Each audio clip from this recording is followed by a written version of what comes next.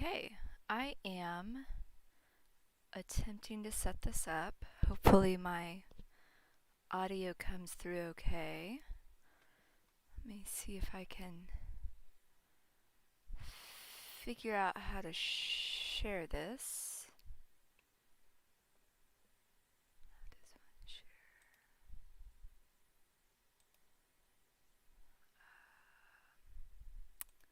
Go. Nope. Nope.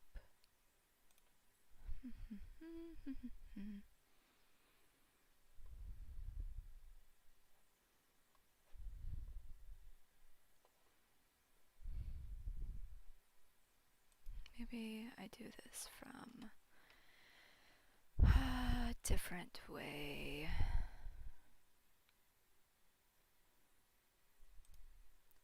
Go through my channel.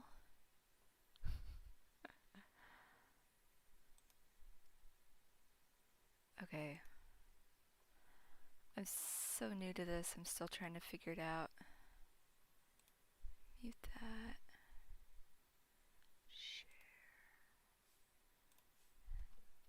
Copy. Pasting.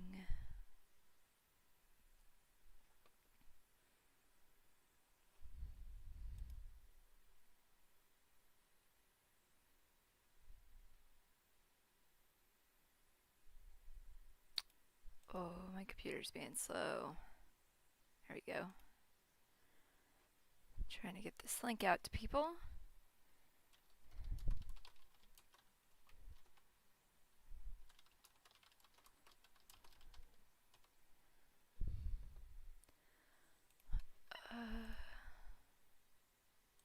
Okay, what's on your mind? I'm live streaming some art today.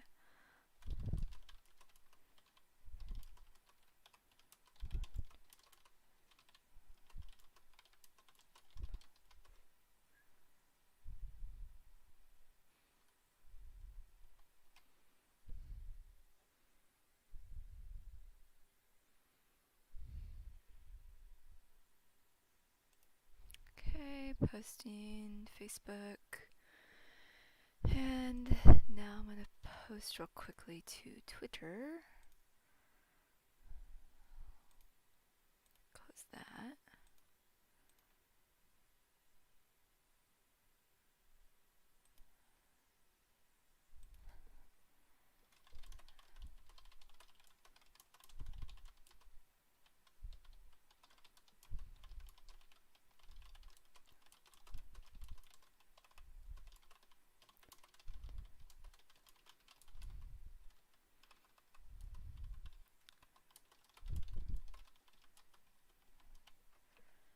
Alright, I linked it over Twitter. I'm just going to drop an image here.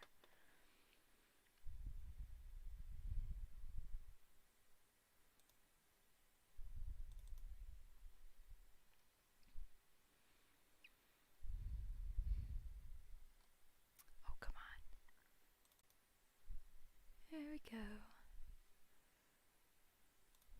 And tweeted. Okay. Now I think it might just be me and myself and my lonesome, but you know what? That's okay. I'm gonna go ahead and start working on a page, and maybe I'll have some people drop by.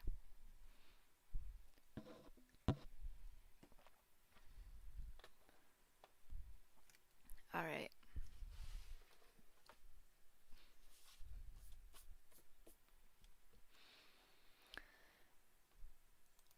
So today is a pretty special day because I'm drawing page 100 of Moxie. It's kind of a big deal. It's funny, I'm looking at my thumbnails got off here. Drawing comics is such a process that reaching page 100 feels pretty incredible. So I'm excited. Nothing too exciting is happening on this page. I mean, every page is always exciting, but nothing too spoilery, which is why I felt comfortable with being able to do this in a live stream and have it recorded for my YouTube channel before my pages actually get uploaded, because I'm working with a pretty big buffer right now.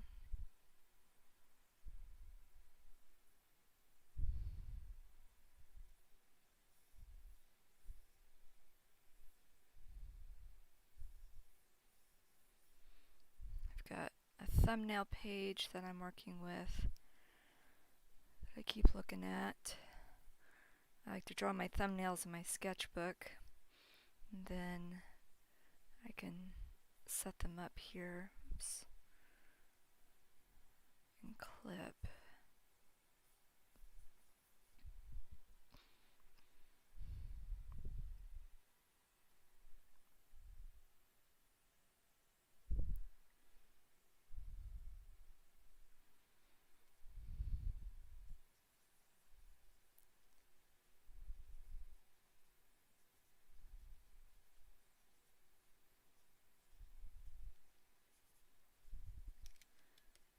Oops. Got the wrong eraser tool.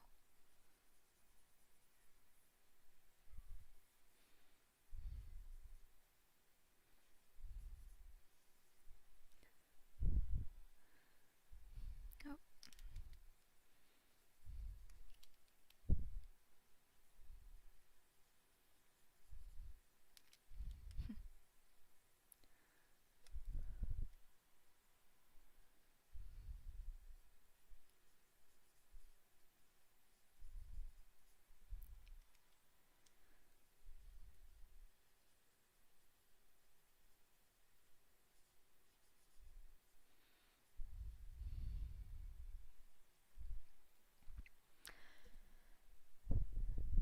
So this page is mostly composed of a conversation. There's a new character that's been introduced, and our hero, Mari, is trying to explain. Why aren't you moving? She's trying to explain why she's meeting this new character.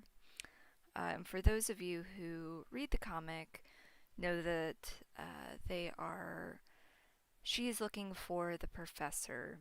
So she does eventually meet him, and he'll be on this page here in just a moment. And so he's kind of questioning why she is here.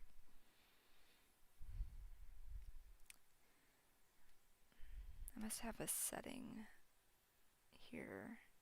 It's not allowing me to move.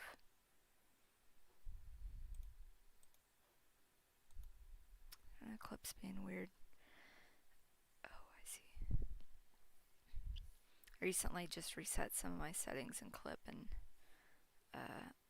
I forgot to set them back for comic page making.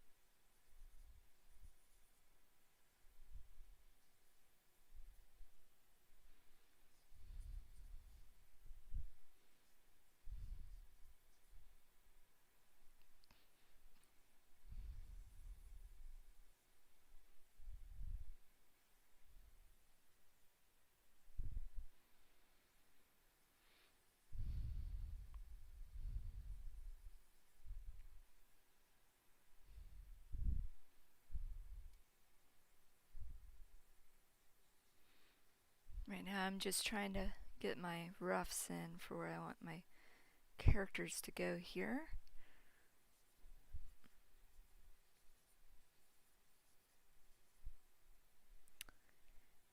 And then I'm gonna probably resize some of these guys because I'm not gonna have room for dialogue if I don't.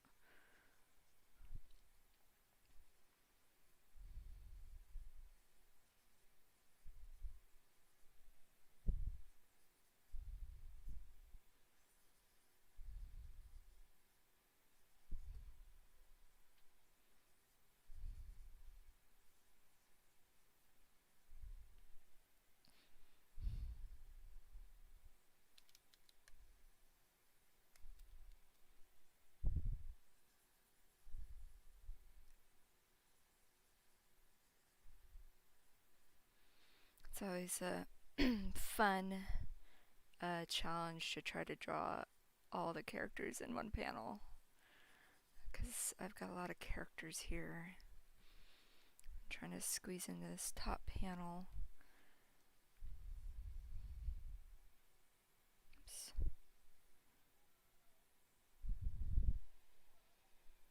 Hey, buddy.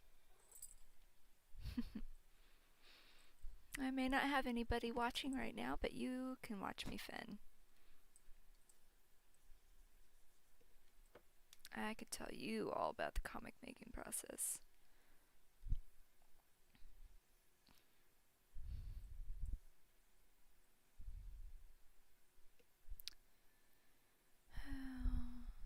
see.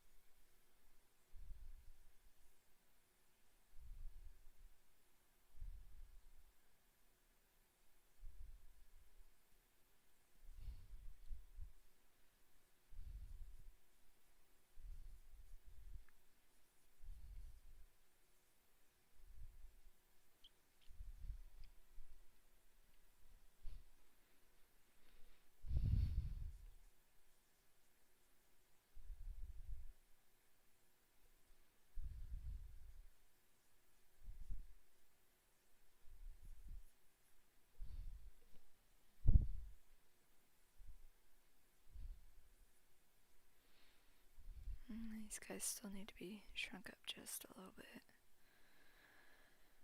I want to make sure I leave enough room for dialogue.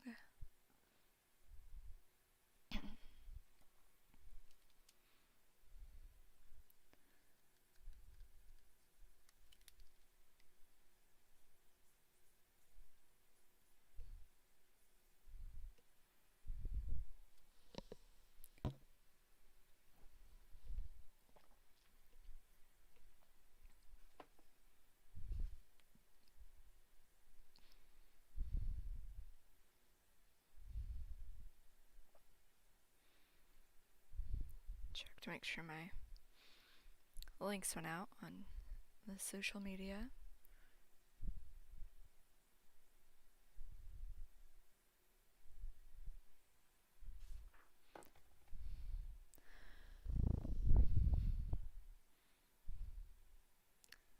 So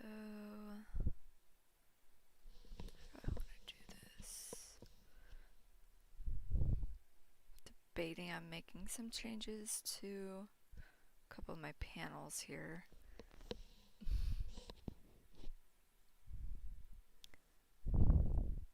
My cat always loves it when I wear my microphone because he gets to rub up against it.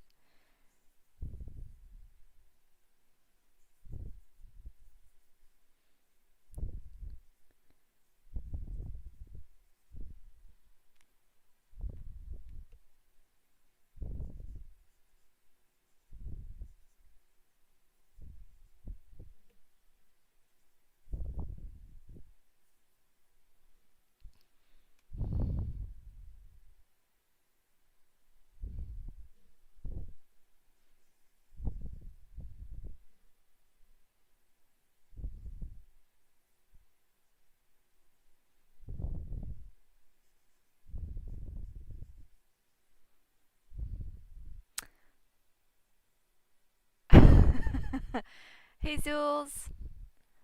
Thanks for joining. I know he's keeping me warm and making sure I'm working, I guess, and rubbing up against my microphone.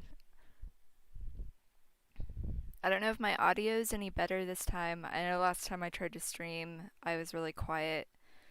You will have to tell me if it's any better or the same.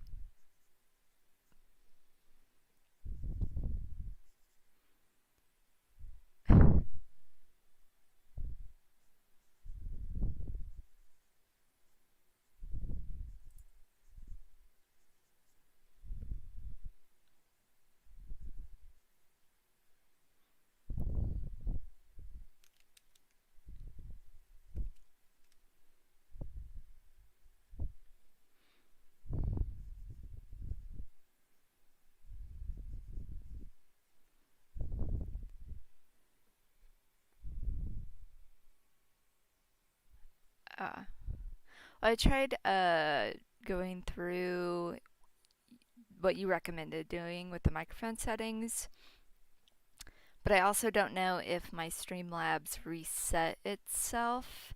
So I am a little paranoid that my microphone needs to be closer, maybe. I don't know. And I'm pretty soft spoken anyway, so I'll try to turn myself up by talking louder. I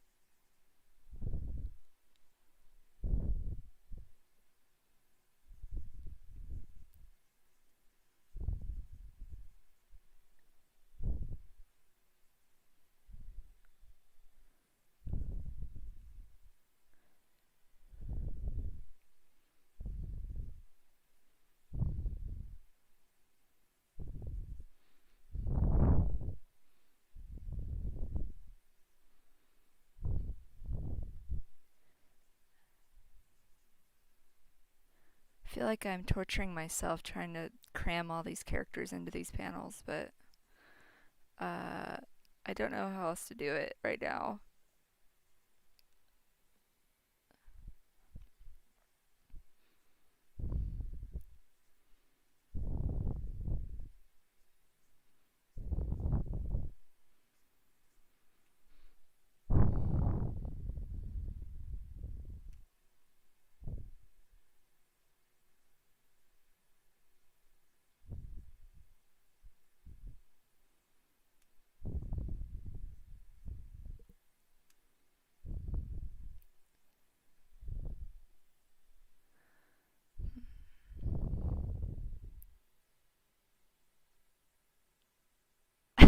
It is the art director.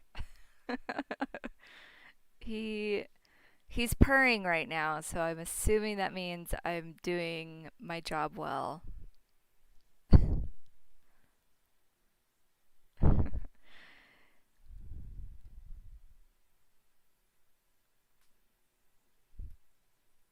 Oh, thanks. Yeah, um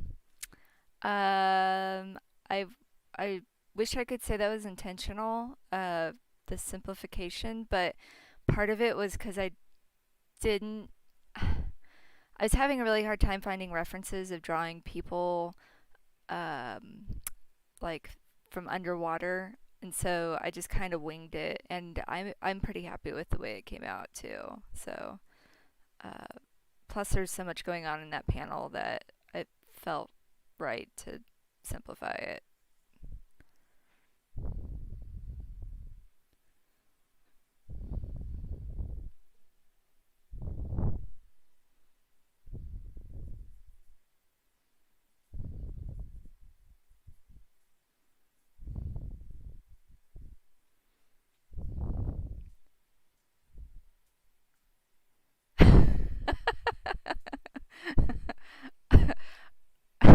I guess if that's what you got from what I just said, but yeah, pretty much.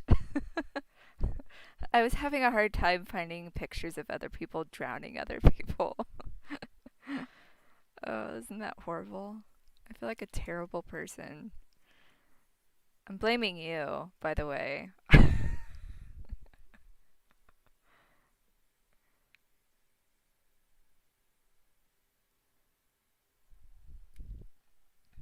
Oh, yeah, for sure. I need to not draw all the details for things all the time.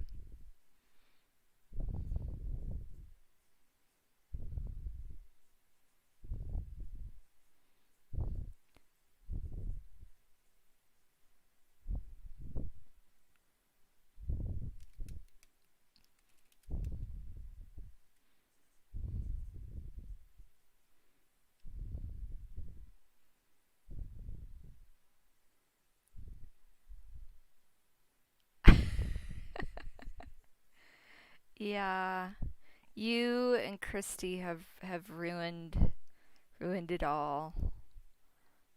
I I don't know. That was not intentional. Like my whole last part of my third chapter was going to be completely different. And as I was making the thumbnails and re-looking over the script, all I kept thinking was, I don't think the stakes are high enough yet. What can I do to make things even worse? Um, hopefully I was able to do that. Give it justice.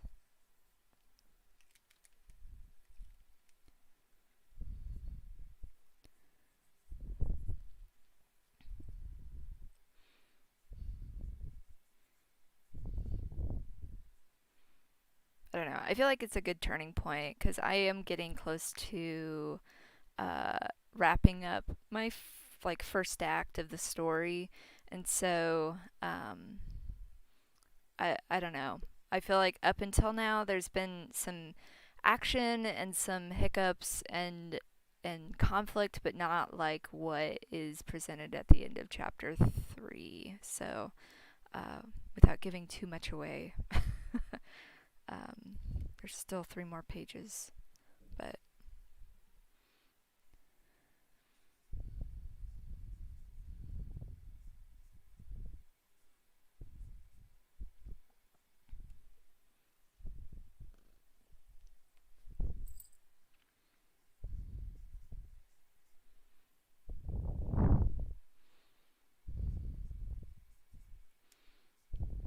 I'm gonna leave these guys like that for now.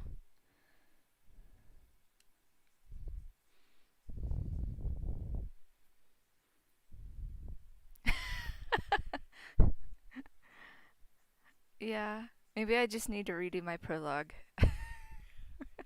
Set the tone real early.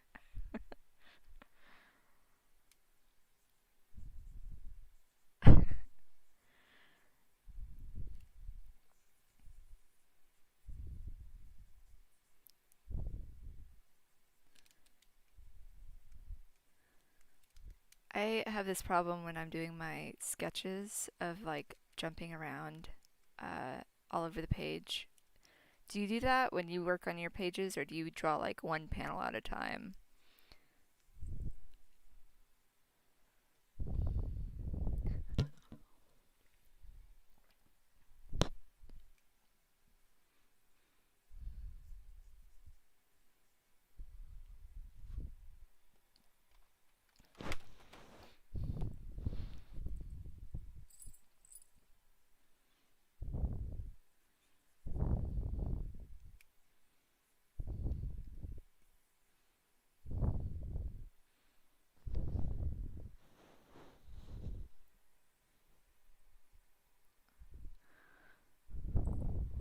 Somebody wants to be fed.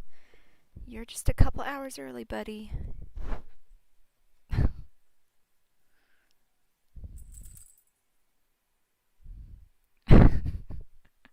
He's gonna stick his face right in the camera. Demand all the attention.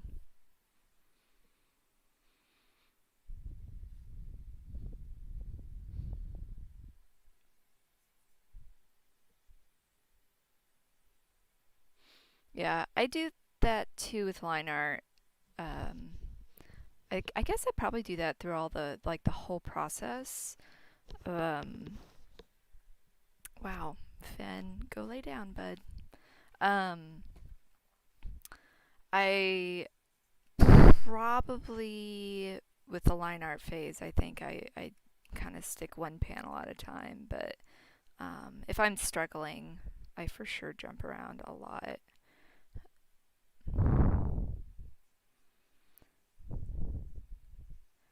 So I don't know, and I do that a lot with the early sketch roughs of my pages.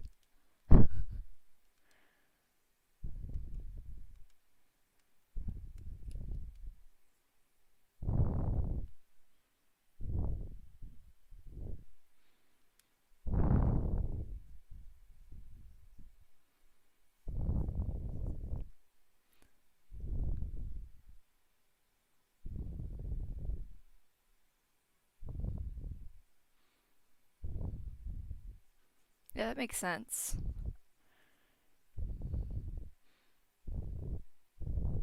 Well, it's nice too because you have so much of your stuff 3D, oops, 3D referenced. Like um, you can kind of piece it together that way.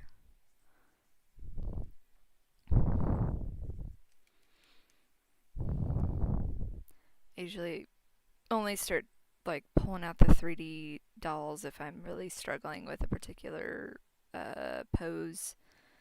Which on this page, I don't think I'm gonna really have any because this is a pretty straightforward page.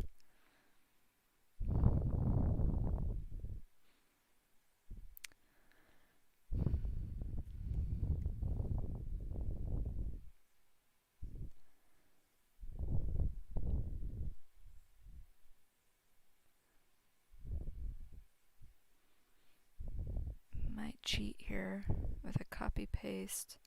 All three of these panels are of Mari talking, but she's talking at such a fast pace she has to take a break in the middle and gasp for breath.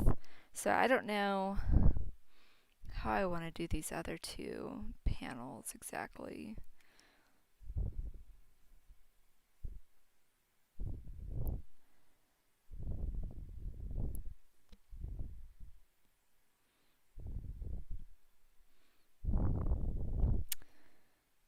Oh, thanks. Yeah, I try to do when with my I've got like my thumbnails I'm working off of from my sketchbook, and my thumbnails are generally pretty uh, simplified as far as shape language goes, and so I try to replicate some of that over into my sketch page as best as possible. But then I always go back through and tweak it.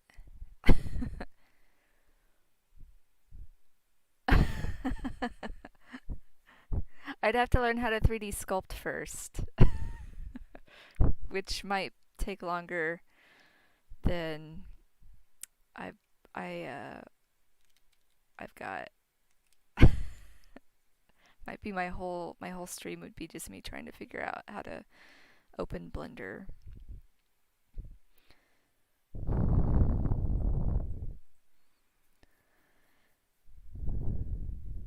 I don't know. I'm gonna leave those three panels in the middle like they are now, and then I'll probably go back through and think of a better way to fix it.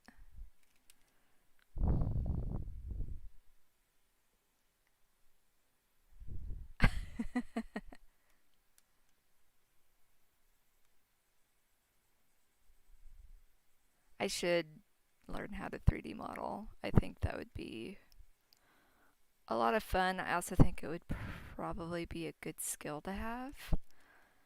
It seems like it's very handy. I know uh, I'm starting to see with your pages like all of the stuff that you've showed me that you've 3D built, and like noticing it in your pages, and it's pretty cool.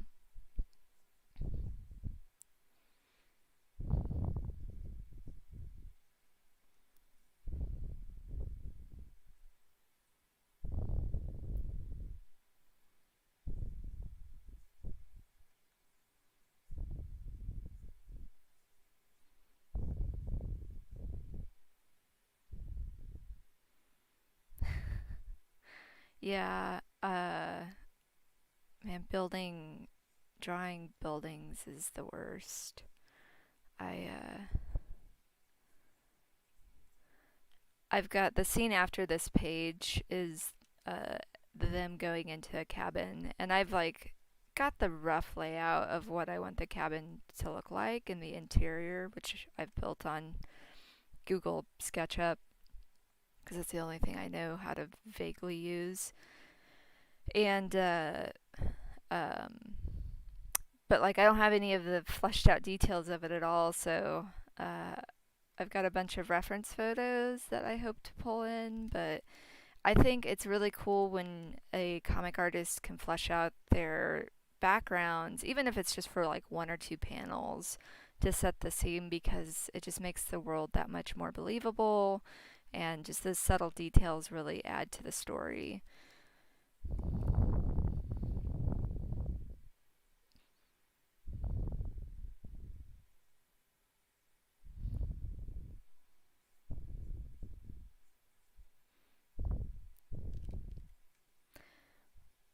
You've been able to get some really cool like angles though, with 3D characters, which is something I could probably I think I'd like, because I end up defaulting to these like I don't know, these camera angles and camera scenes for page panels that just all feel very similar. And maybe some of it's just in my head, but anytime that I can do something a little bit more unique as far as an angle, uh, I feel like that is better. But sometimes you just gotta draw three panels that look the same in the middle of a page. I'll switch those out, I'm sure.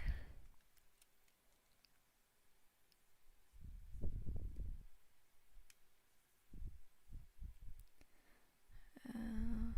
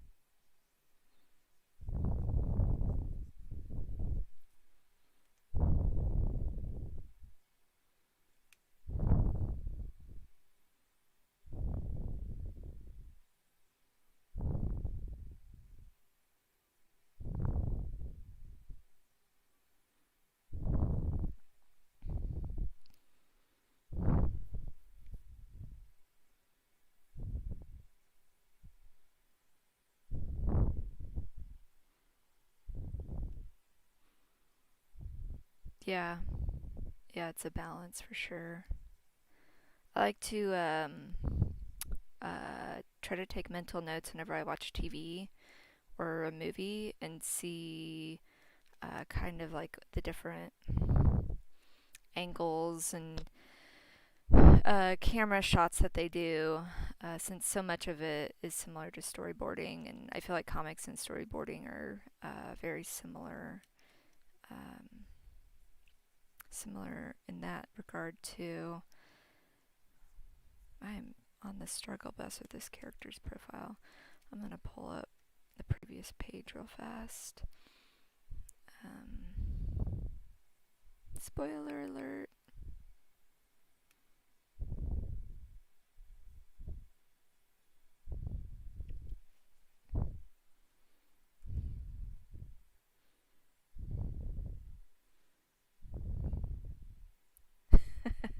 Movies are basically high budget comics.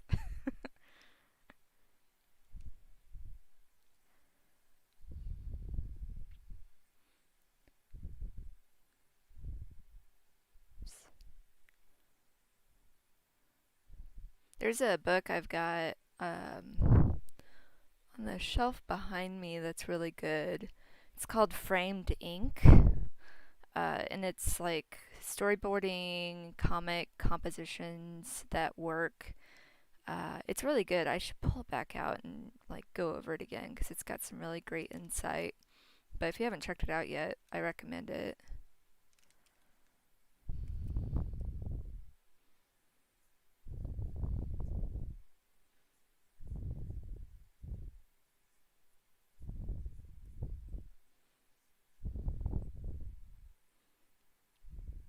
So what happens when you don't make character sheets for characters that are new? Because I'm just ripping off of my previous page here.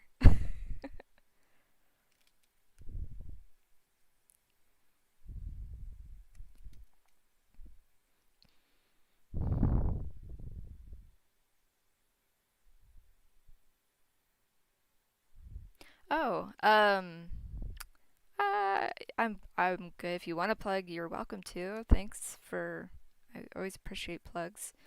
Um, I'm just gonna chill out here for probably the next like couple hours, talking to my cat.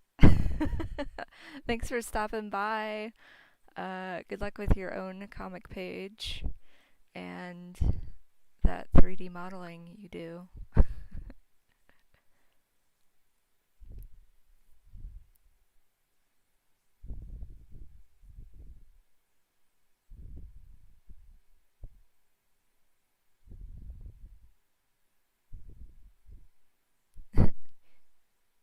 See ya.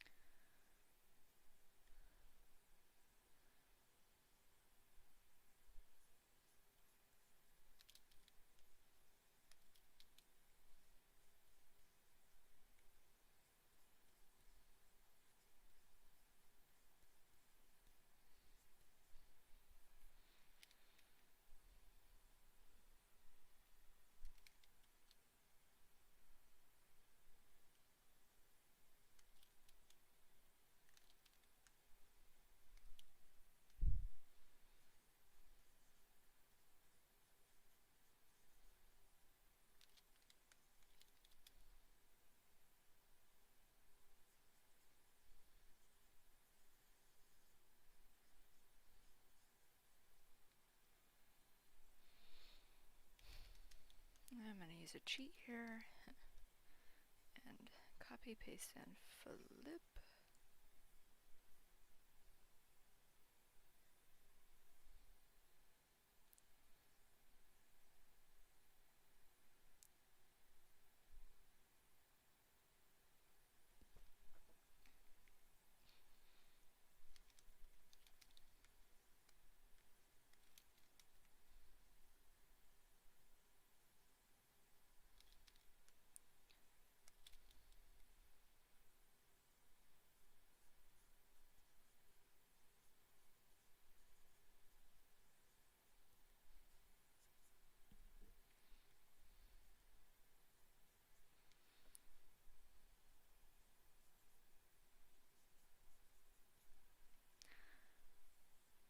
Having a hard time with this character. It's because I haven't drawn him very much. Oops.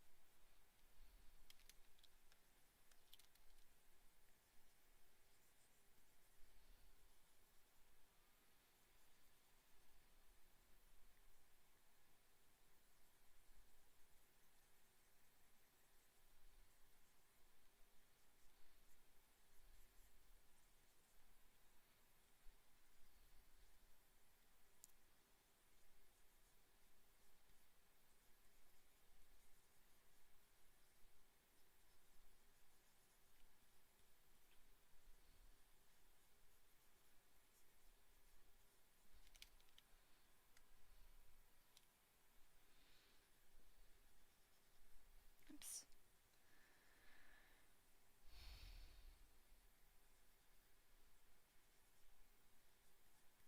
My goodness, glasses are so hard to draw.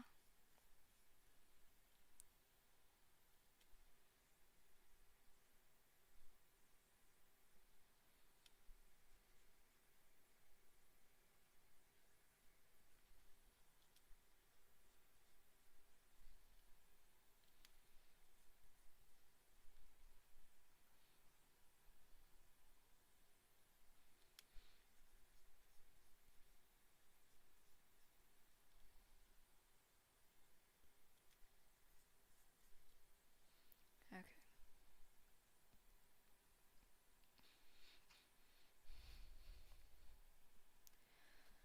So, go ahead and move that back over.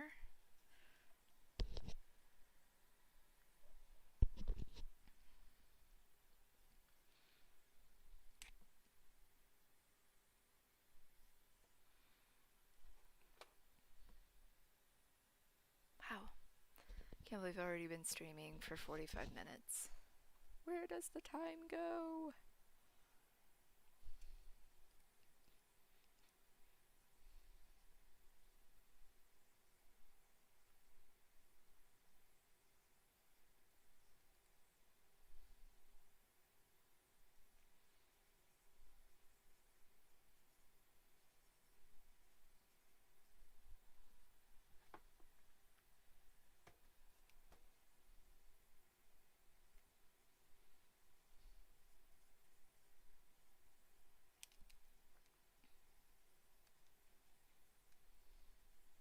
I don't know why, but I'm trying to do all of this on one layer, sketch layer, because I figured, why not?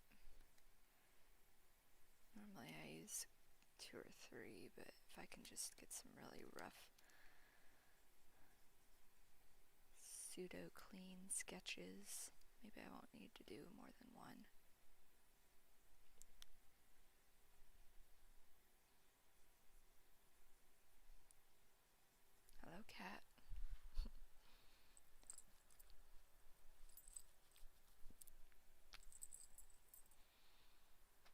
gonna have to wait. I'll feed you at 3.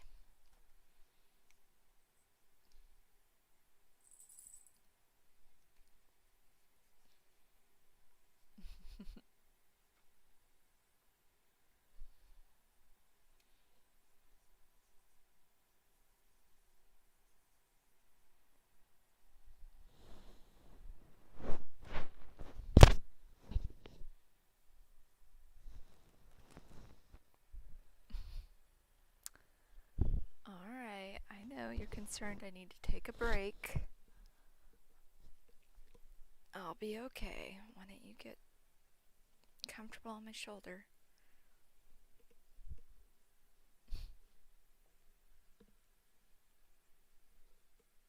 Oh my gosh.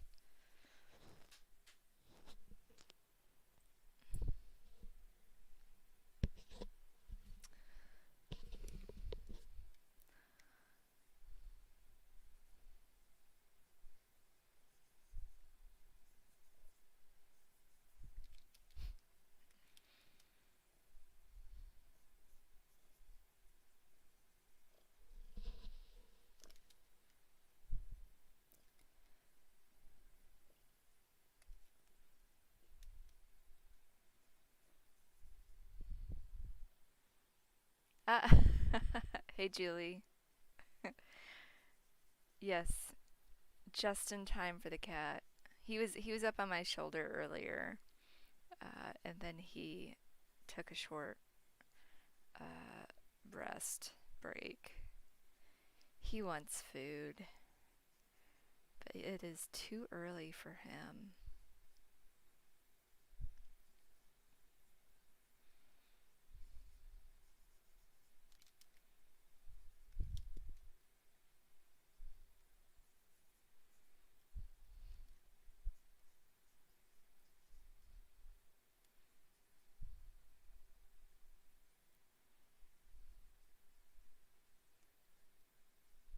How's it going?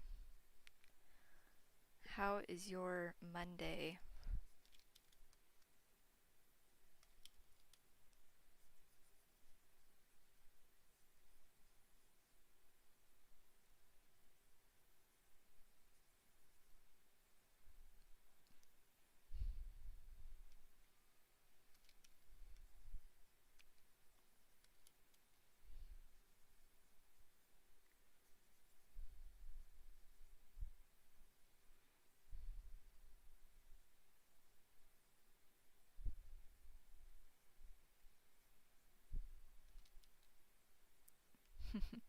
It is so nice outside. I went and took a really long walk earlier this morning. Uh, Actually went to the trail over by my house and went for a like hour-long walk. It was awesome. Saw a really cool hawk just hanging out in a tree. I think that was the only wildlife I saw, but he was pretty cool.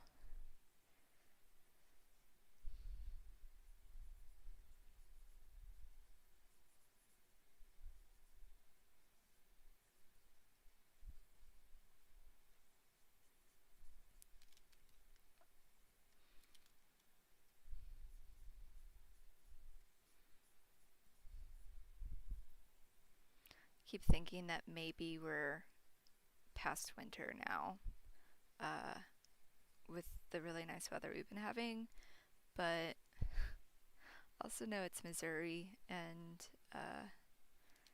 we tend to go through all 4 seasons in like any time of the year, it seems like.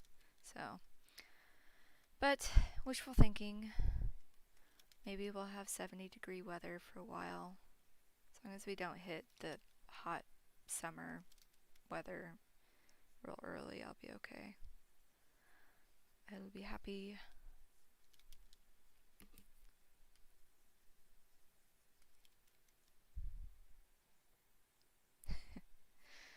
I know, I'm not looking forward to tornado season.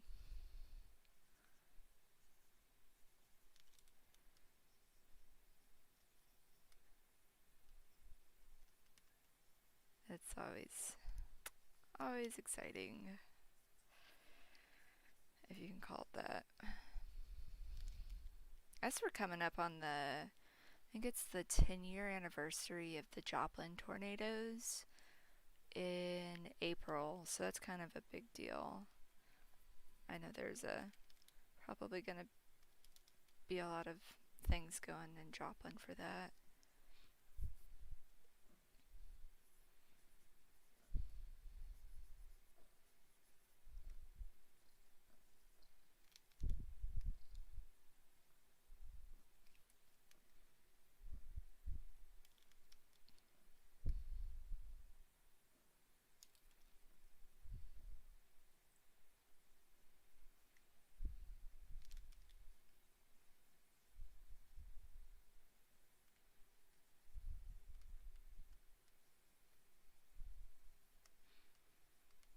I'm always super thankful that we have a house with a basement living in the Midwest here. Ow! Thanks, Finn. Because it's nice in the middle of the night if there's a tornado warning or whatever, we could just go down to the basement and sleep on the couch.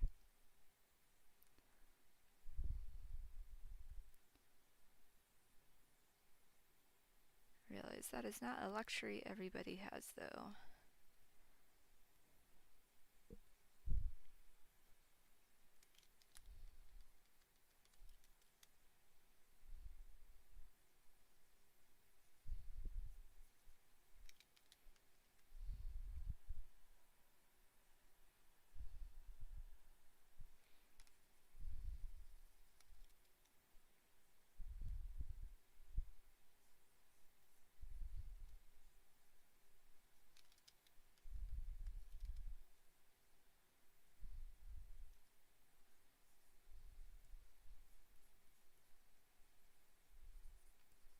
We've always been really fortunate, too, because where our house is at, we've never really had any real storm damage. But I know, like, there's a house across the street that, like, an entire tree got uprooted 2 years ago. And then there's always a whole bunch of trees that get down, like in the neighborhood behind us. But for whatever reason, our house has always come out unscathed. But I guess the previous owners of our house said back in the 90s there was a tornado that went through basically their backyard. So that's kind of scary. So I keep thinking, what if that's us this year? At least we have a basement we can huddle up in.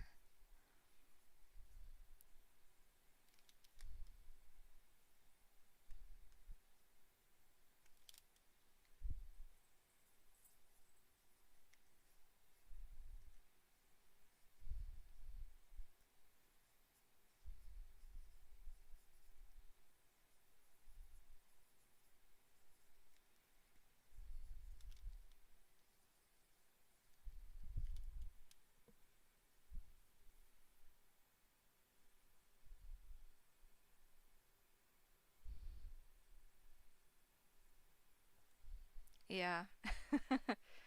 I always heard that because of like Springfield's on a plateau. I always heard that was one of the reasons why we're largely unaffected by tornadoes in the area, but I don't know if that's just like an old wives' tale or if that's actual truth. Because it does seem like the storms hit like either north of us or south of us. It doesn't, it feels like it just kind of glazes over us.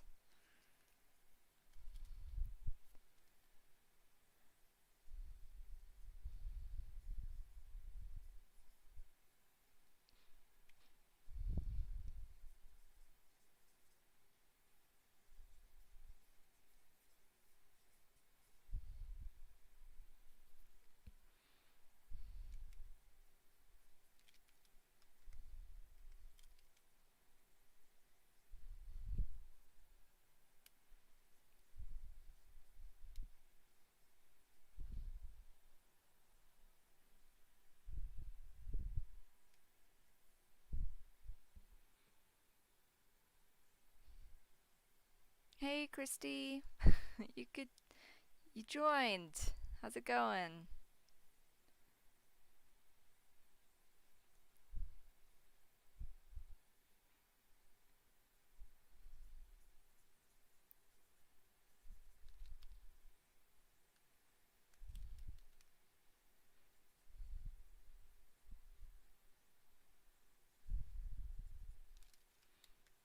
I'm drawing page 100 of Moxie today, so that's kind of a feels like a pretty big milestone.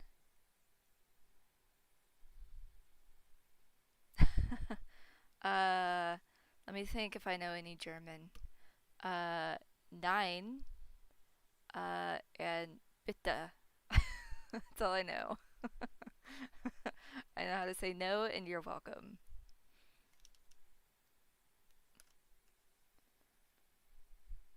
Thanks. Yeah, I'm super excited. I page 100 feels like I can't believe it's already here. Um, it's kind of a big milestone in the life of comics.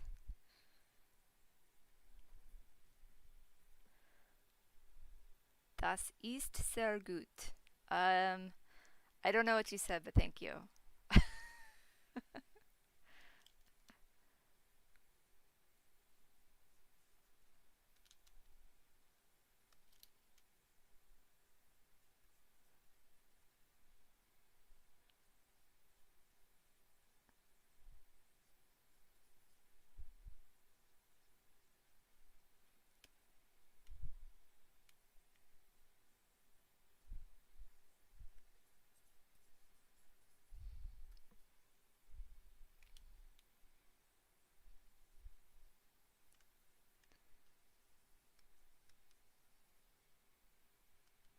Thanks. I have a hard time sometimes going back over my little dot eyes uh, when I flesh out the details because sometimes they're just too much fun to leave in.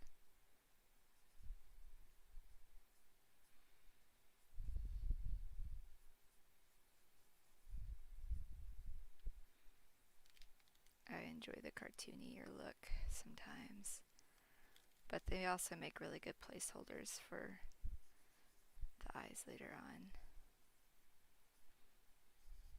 I don't know why normally I do a bunch of different sketch layers, but today I'm like, I'm gonna just do this all in one. So I keep going over and erasing.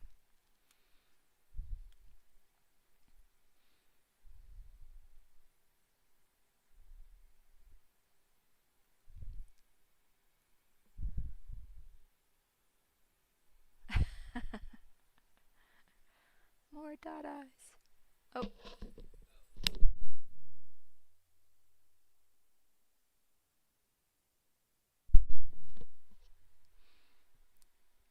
Uh, my husband just came down the stairs and he said my name and he said, "Oh, you're streaming. Never mind."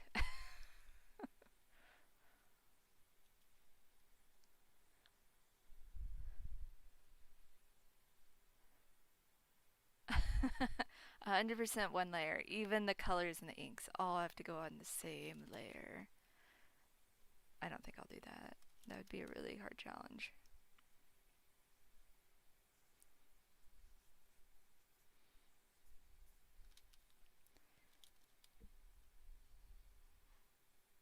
I'm sure page 100 is probably like, I don't know, like a baby in the life of your comic extra with as many pages as you've drawn.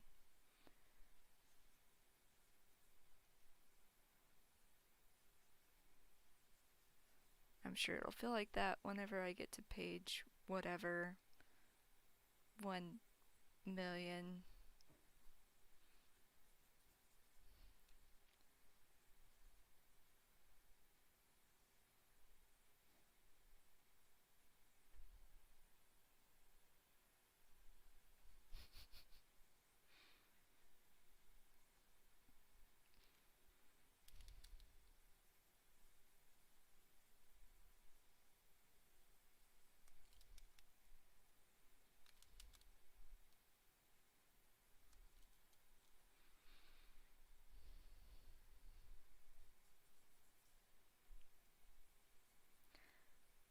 I was trying to think because I still don't know. Like, I have an idea of how long Moxie's gonna be, but I don't know like an exact page count.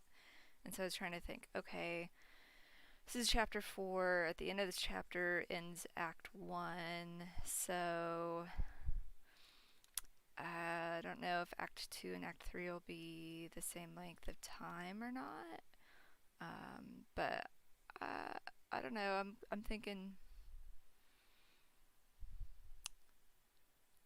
I don't know, maybe 400 or 500 pages for the total. I don't know. I could be way off.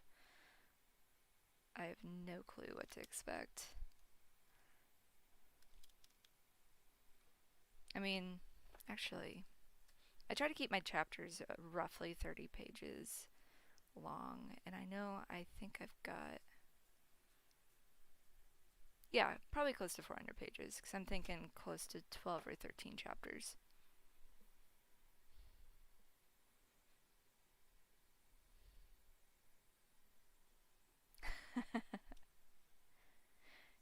Yeah, if I do another, like, there's another project that I'd like to work on, um, that I've got concept for and story that like my husband and I have been working on together.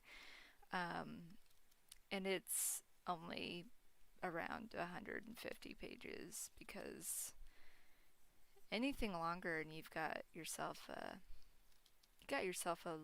long running webcomic.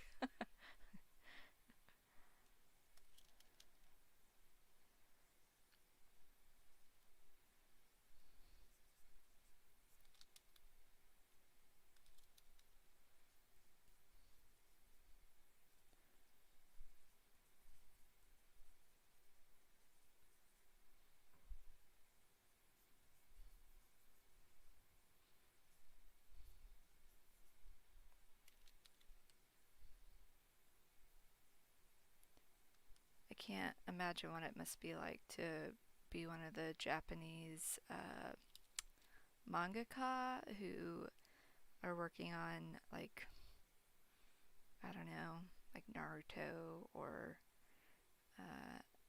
I don't even know what's popular right now. It's My Hero Academia. Um, those Shonen Jump type of comics that just are ongoing forever and ever.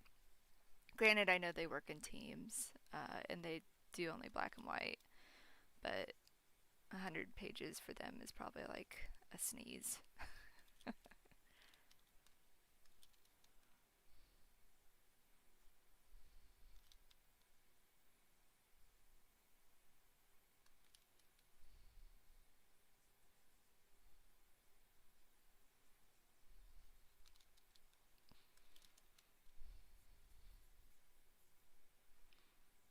Yeah, when I was younger, I always wanted to when I said I wanted to draw comics, I always pictured myself being like a mangaka. Like I'm gonna draw the next cool manga. And now that I've gotten older, I'm really glad that I have been influenced by more westernized stuff because now I know I can tell a story that doesn't need to be 50 volumes long.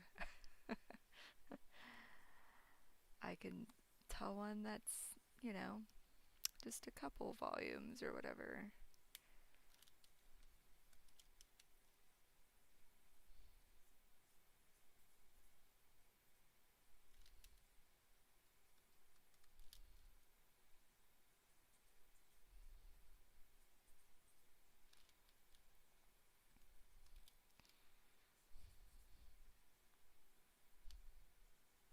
I don't even. Okay. I'm all zoomed in here. I don't even know if this drawing of Saul is anatomically correct.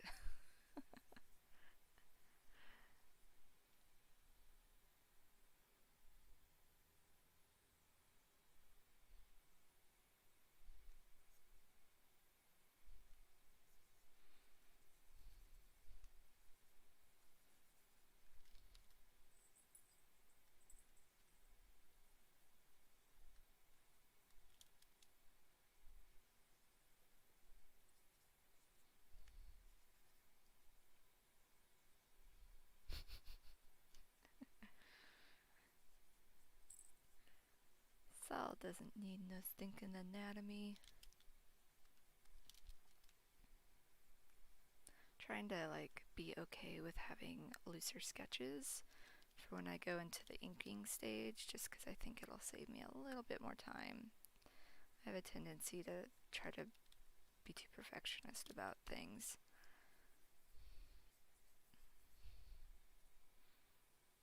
It's the art director, Finn.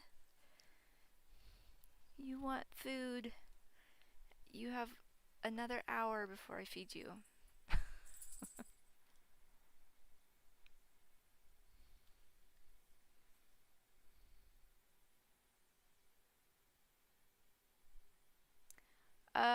I pronounce it like Saul, like Saul, not quite soul, uh, kind of like solstice, because his name's kind of derived from like the sun. So I don't know if that's correct or not, but that's how I've been pronouncing it in my head. But people can pronounce it however they want when they read the comic.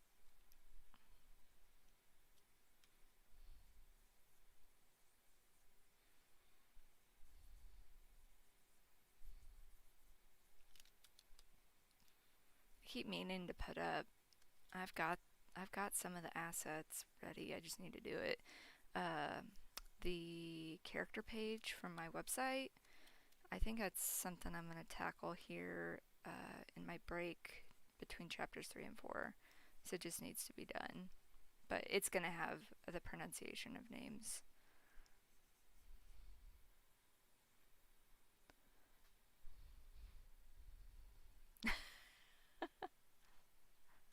Maybe I'm saying solstice. Maybe I'm saying it wrong. So I don't know. We all come from different parts of the world and country, and sometimes we say words differently. So I could straight up be saying it wrong.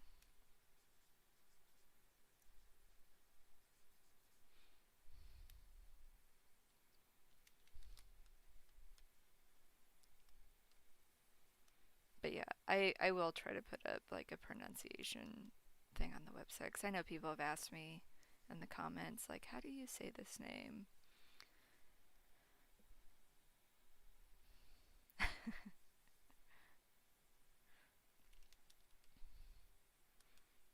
I always love going to the character pages of comics I read, and then I fully neglect to update my own, um, which is unfortunate because I'm sure other people visit it and they're like, there's nothing here. My comic's going on 2 years this year, and I haven't put anything up, so shame on me.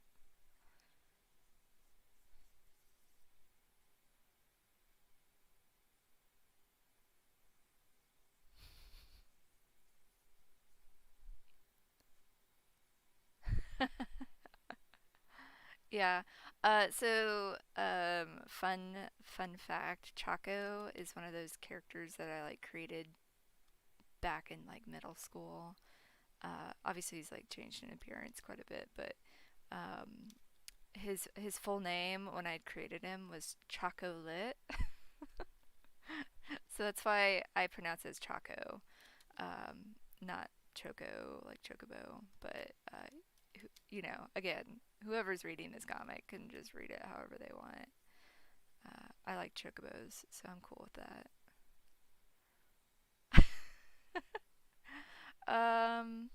Okay, let's take a small break here. Let me see if I can pull one out.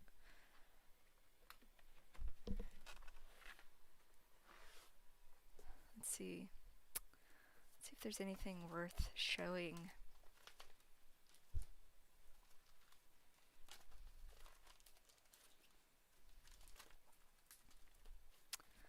Early Chaco.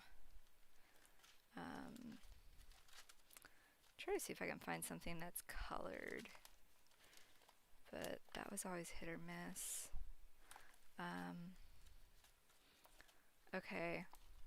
So he used to have a tail too because I was obsessed with sticking tails on everyone.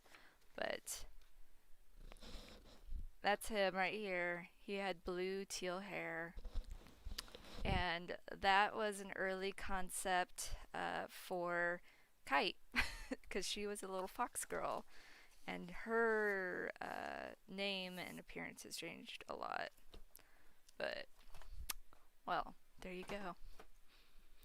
Old middle school art of Chaco does exist.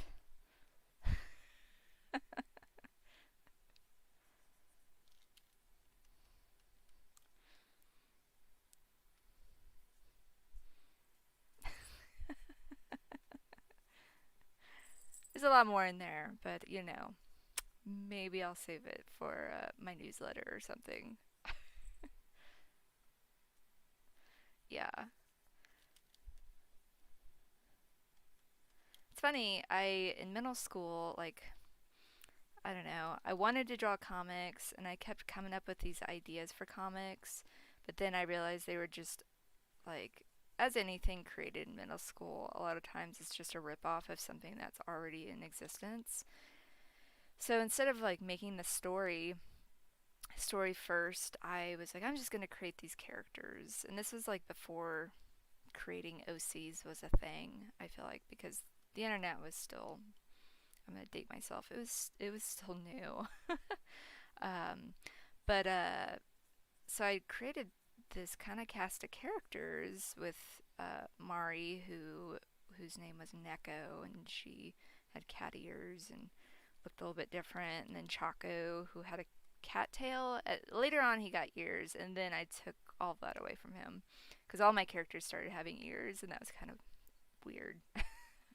But anyway, so I created this cast of characters, but I didn't have a story for them, so I would just draw them, try to think of a story. So a lot of my stories were inspired by Final Fantasy kind of genre, and then um, I just never got anywhere with creating pages, and I never felt like I was ready enough to create comic pages until much later on in my life. But so that's right. I was a founding person for OG creation. Um,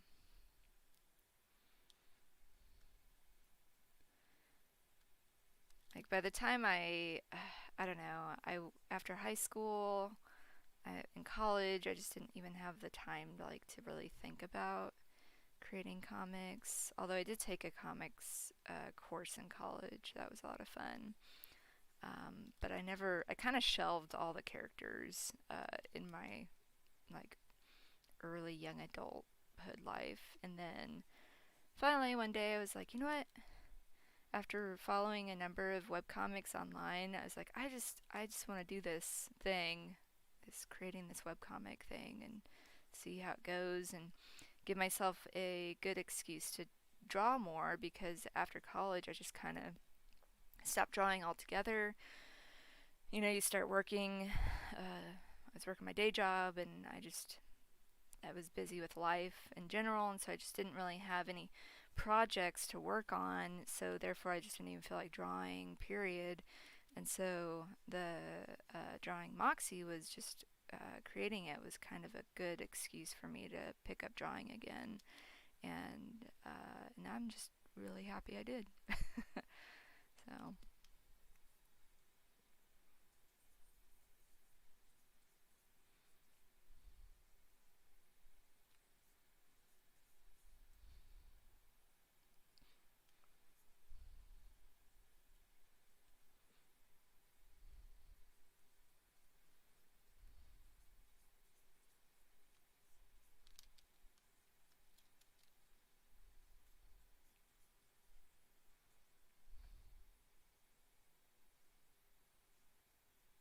oh, thank you.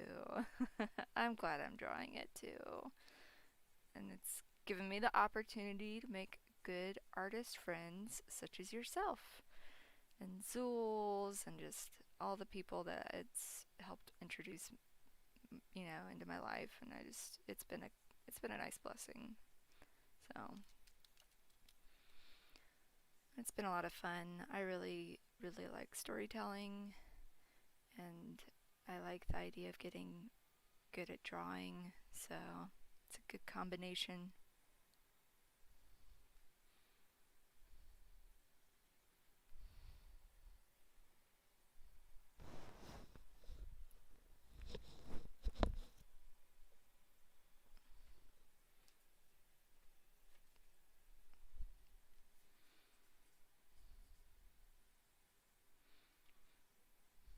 Yeah, art buddies are the best. It was like when I first started doing webcomic, like it was I don't know. I had the like previous version of Moxie before I went and did the reboot of it, and it was just I felt really it was hard to find people that I could like talk to like you guys. Like I don't know. I know there's communities out there, but it's gonna be a little bit tricky to find the right community uh, to to find and to grow from um, and it, comics and art in general online feel can feel kind of like competitive too. So it can be difficult to find good mutuals in the craft that you can bounce ideas off of and help to encourage one another. Like, I don't know. Social media is great, but I feel really lost using it sometimes. So I miss the days of forums because when I was uh, really young, back in middle school, that was like all that was there. That was even before DeviantArt days. I would join these how to draw forums and like make really close friends on there, uh, and then post your art and get feedback. And here I was, 13 years old, not even, aware of much of anything, but like it was just so exciting to like have your art friends and to share stuff online with them and yeah.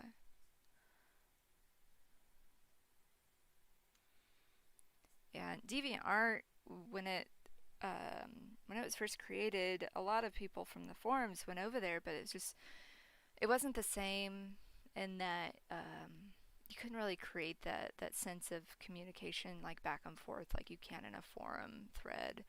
Um, it's a great place to show, have like your gallery and stuff. But even now, like I've tried to go over there and join communities. I'm like, I don't know how these work. Am I too old for this?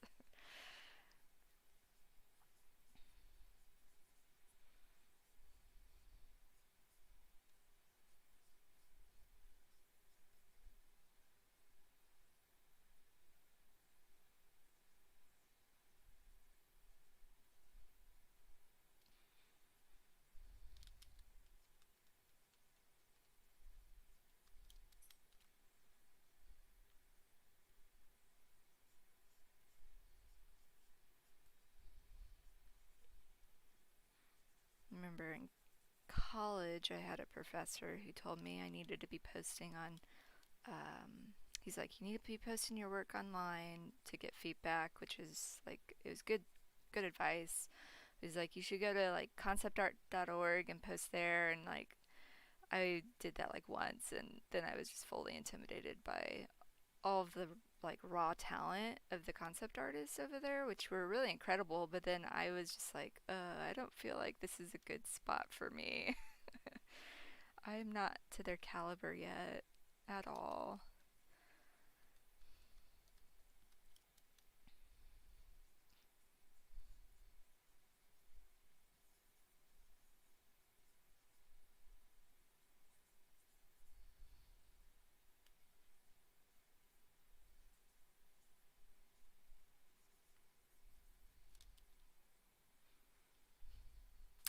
Yeah, I have debated on starting. I actually have technically have an ArtStation account, like I register or whatever, but I haven't posted anything over there, and I've debated on posting stuff just because I know some people find clients that way, But yeah, it's the same thing. It's like, wow, these are like high caliber professional artists, super talented, super skillful. Um, Not sure if me posting my webcomic pages is a good spot to do that there, but so I've thought about like throwing up some of my illustration stuff. But even then, I don't have very much of it to really showcase, so I haven't done that yet.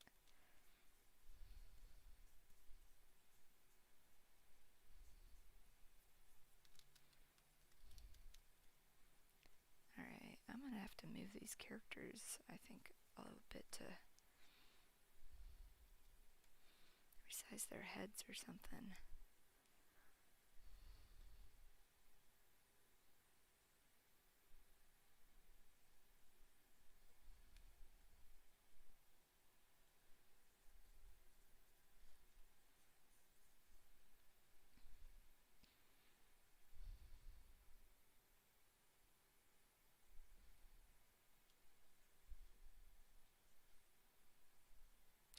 Oh, thanks. Yeah, that was a pretty interesting course. I've never taken any of the courses from Domestika or like any of those. I know there's a few different platforms out there that offer those things. I'm trying to think of what the other ones are. Um, but yeah, it was enjoyable. I learned quite a bit. It's always interesting to see how another artist goes about with their different steps and process. Um, it's nice to like take from one artist's process and kind of put it into your own process. And she kind of pointed out things that I had never really thought about doing in my own work. And then just the brief of the project was a lot of fun, kind of to make like a fantasy illustration. Um, and so kind of gave me an excuse to try to practice my portrait drawing, which I want to get better at doing, and kind of making something surreal with it. And yeah, I really enjoyed it. Her brush pack alone, I feel like, was worth signing up for the course. So, which is, I don't know. I always have a hard time finding good digital brushes that I really like. And hers were just, I don't know, maybe because she showed us how she uses them. I felt like I got a lot out of that with her different blending brushes and stuff like that. So I'm excited to use those in future illustrations as well.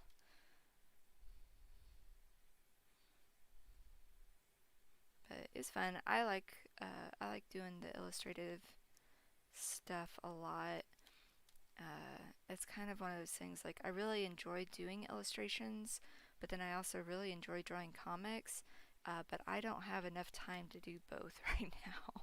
So I try to give myself enough time every month to work on an illustration piece, just so I can get better at doing those things. Um, but that's not always the case.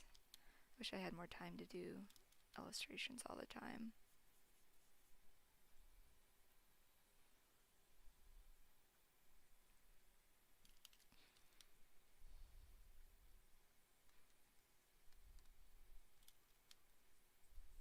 Yeah, I don't really purchase too many brush packs.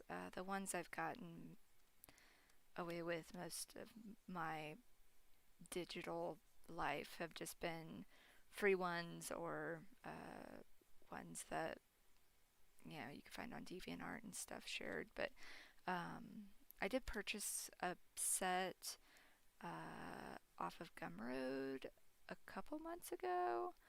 I think it's like Jing Sketch or something like that. I kept seeing ads, kept seeing ads for them pop up in my social media feed, which just goes to show you how easily manipulated we could be by our social media feed ads.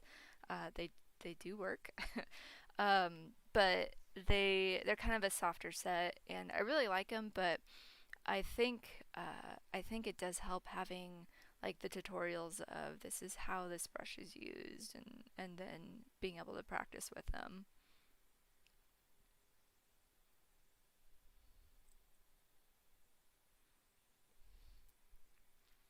Yeah, it's I mean, you can do so much with just the default brushes in whatever program you're working in, like the hard round brush, the soft round brush. That's pretty much all you need. But the course I took on Domestica, it was interesting because she used the blend. She had made some blending brushes, which I'd never messed with before ever, and so those were kind of fun to play with. Um, and that's something I also just struggle with in general with drawing portraits. Painting portraits is blending the skin to make it look kind of natural, and so those blending brushes were really helpful.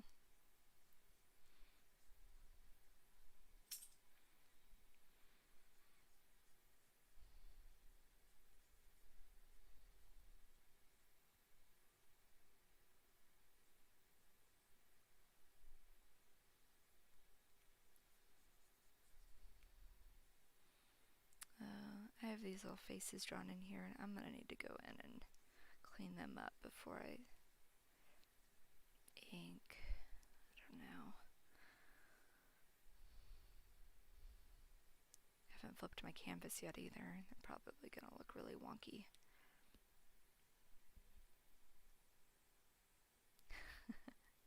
I don't know why I felt the need to draw 5 characters twice in one page in different panels. Um, but here I am. I've done it. I mean, go big or go home, page 100, right?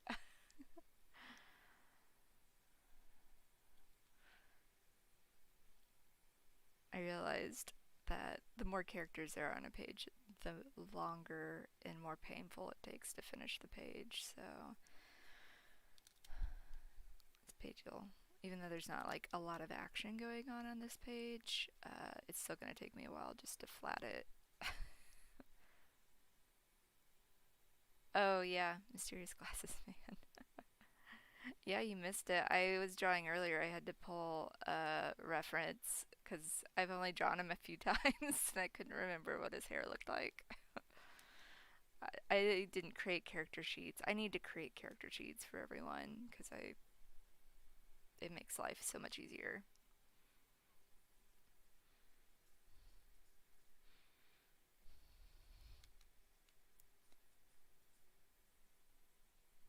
Yes.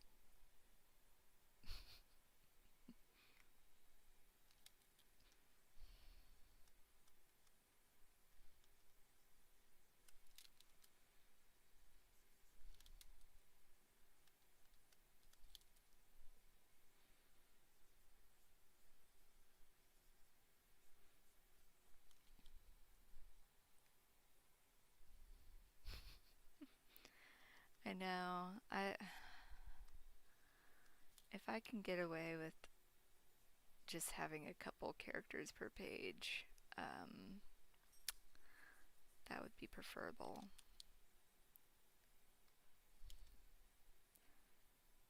Yeah, he's almost falling asleep on my arm. You're being patient. That's good. You'll get fed soon.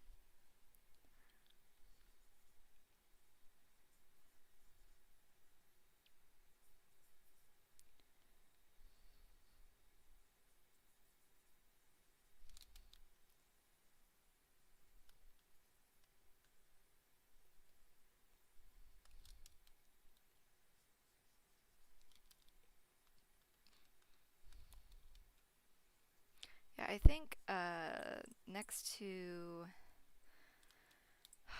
I don't know, the sketch phase goes pretty quickly, but I think when it comes in terms of like adding characters to a page, I do think like the longest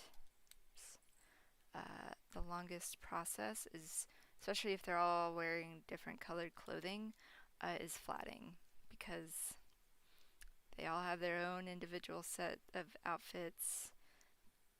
and colors, and so it just takes forever and a day to get to get them all flatted. And then from there, when I do the shading, it's like it goes pretty quickly. But just getting those flats in take forever.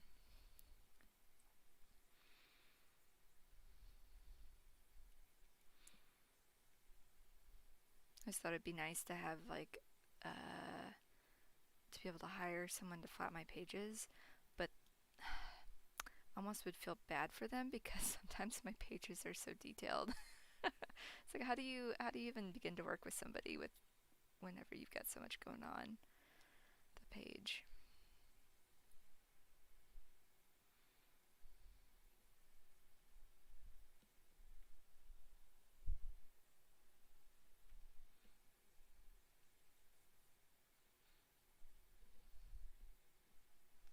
Trying to draw this pose with this arm. I'm trying to figure out how it should look from this angle.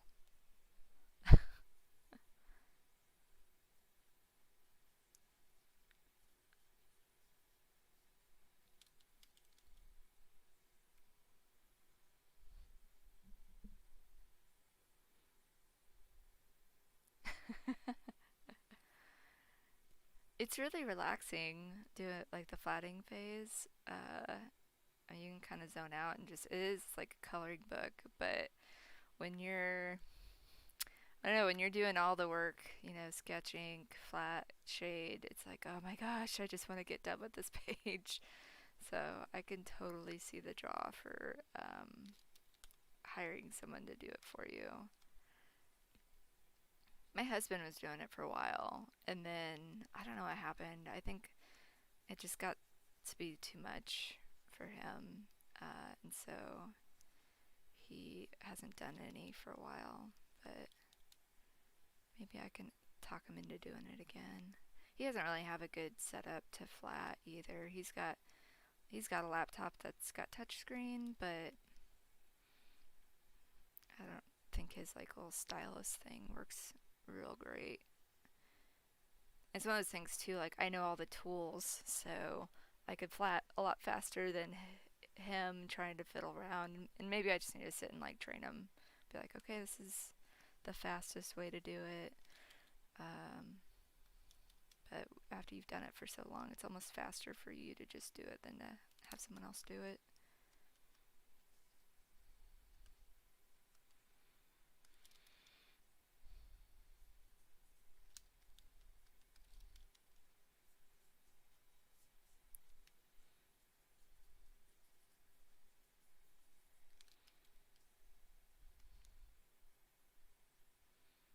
I have to.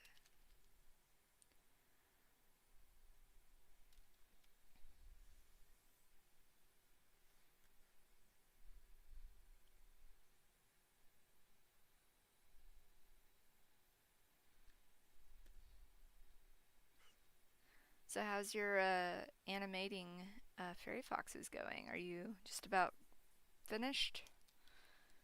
Bet you're pretty close to wrapping up that episode.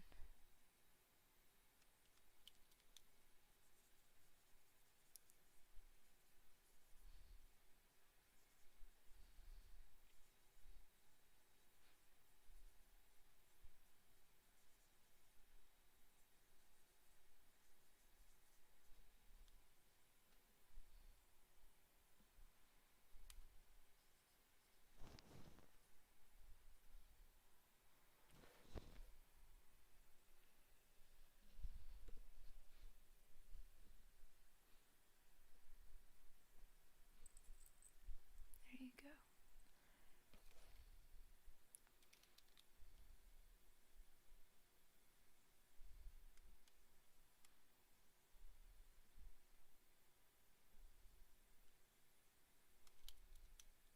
Nice. So do you write all the music then for all the episodes, or I know you've done some music production courses and stuff, so I didn't know if you wrote everything or not.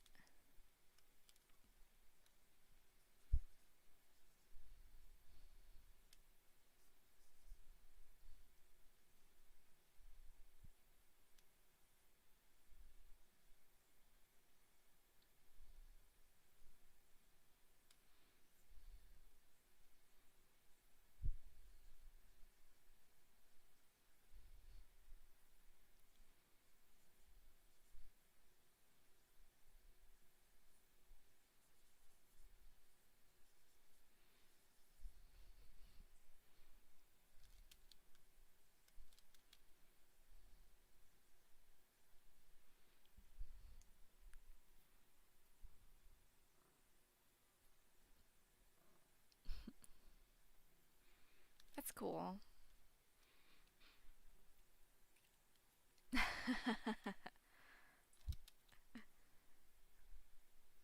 That's neat though that you like do all the production now of everything yourself.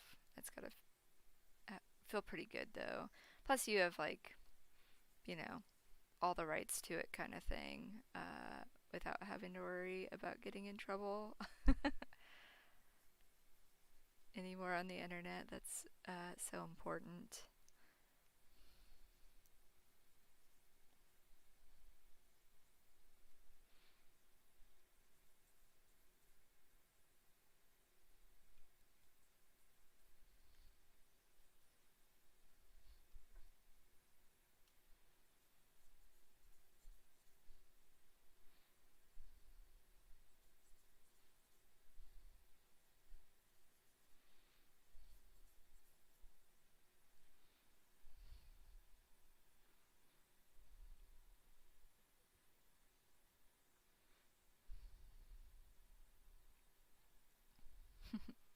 Do you have like an idea of how many episodes of Fairy Foxes you plan on making? Or you just kind of winging it? I didn't know if you, how strict to like a production schedule you're sticking with it or not.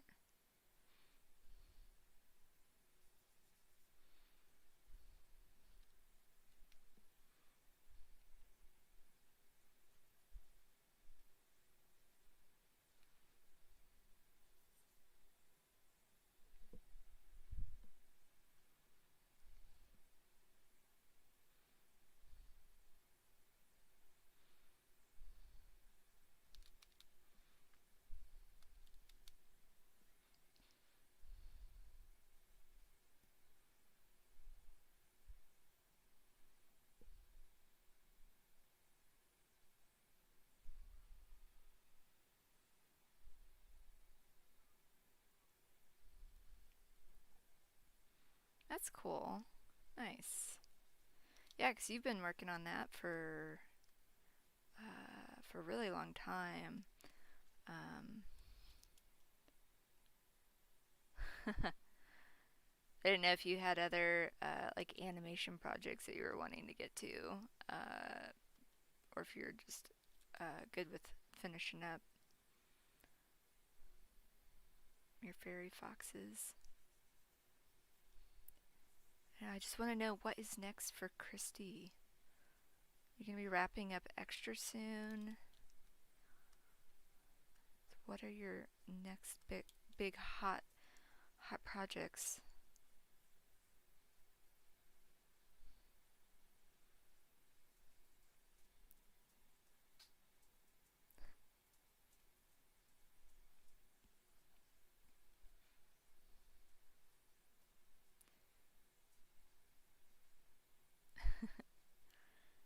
Are you gonna do any more comics projects, or are you just gonna kind of stick to animating for a while?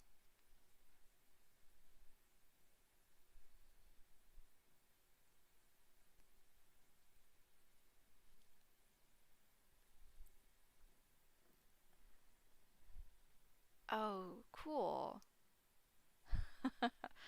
Oh man, video game just sounds like I don't even know where you would start with that, but that sounds awesome.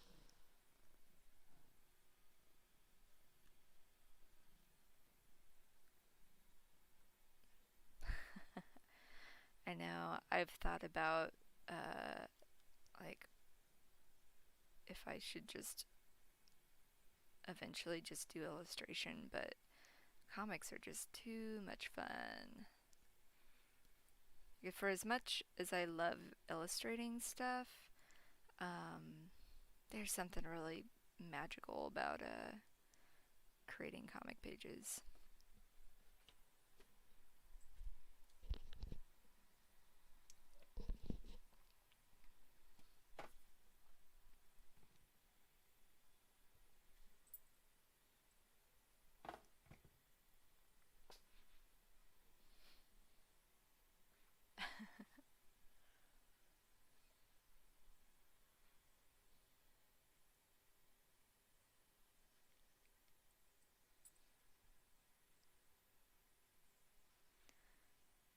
Yeah, everyone keeps telling me that I should do like children's book or children's book comics, which would be a lot of fun. Uh, I would love to get into that field, but it's, I don't know, the art field's so competitive, and it's it takes time to get anywhere. So whenever people are like, "Oh, just make a children's book," it's like I don't even know where to start with that, but I don't know.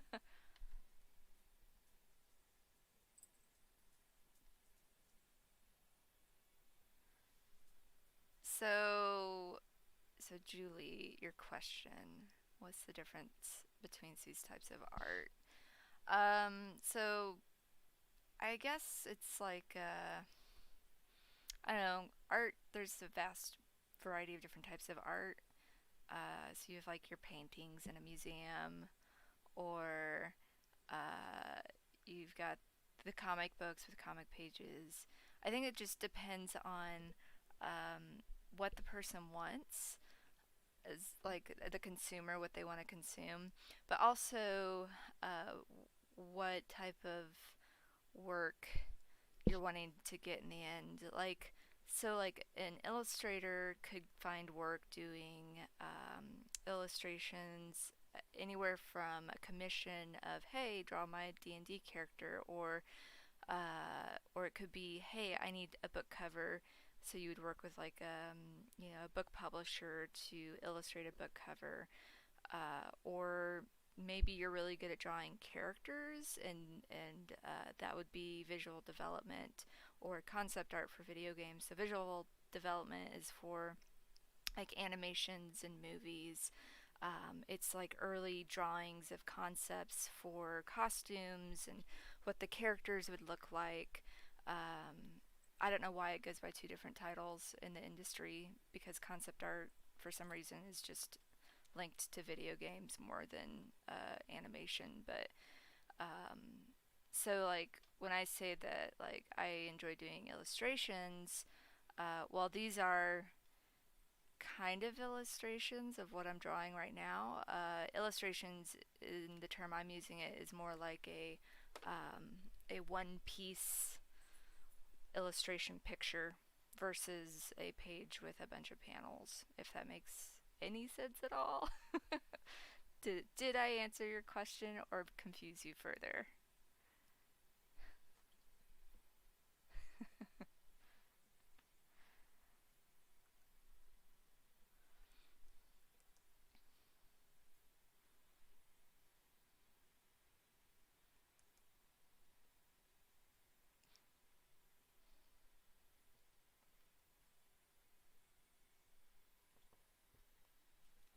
Yeah,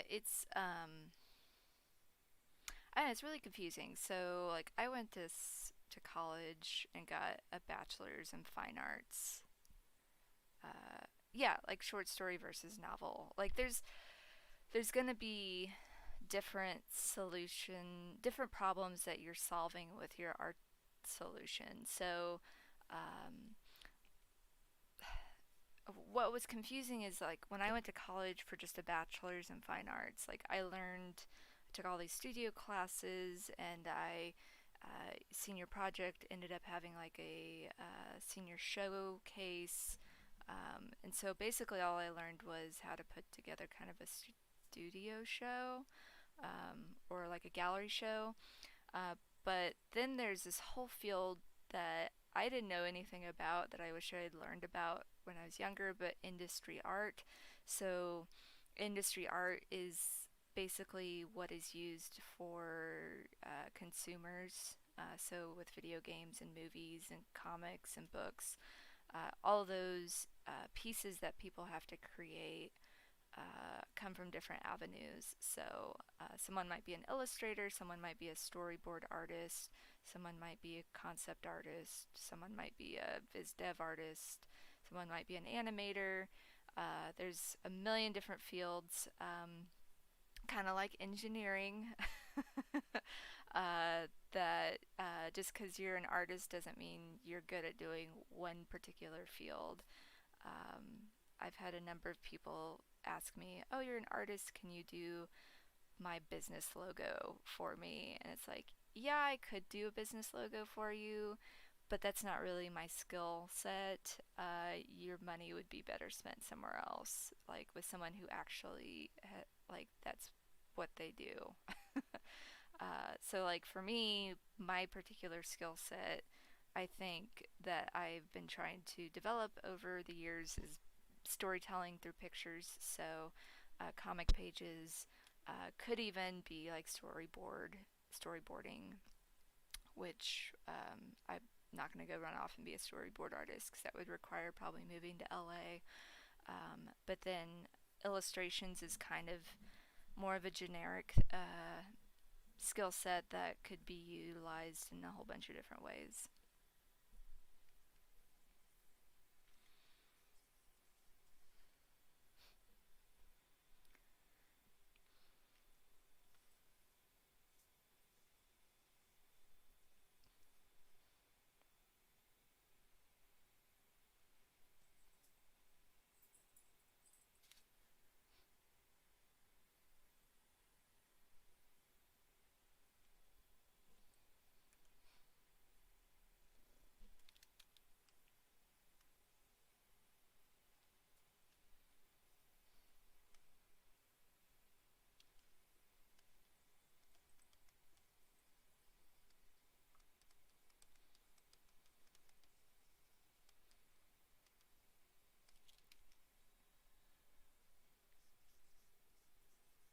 Okay, Kat. I know it's 3 o'clock and you're supposed to get fed, but I'm almost done with my sketches here.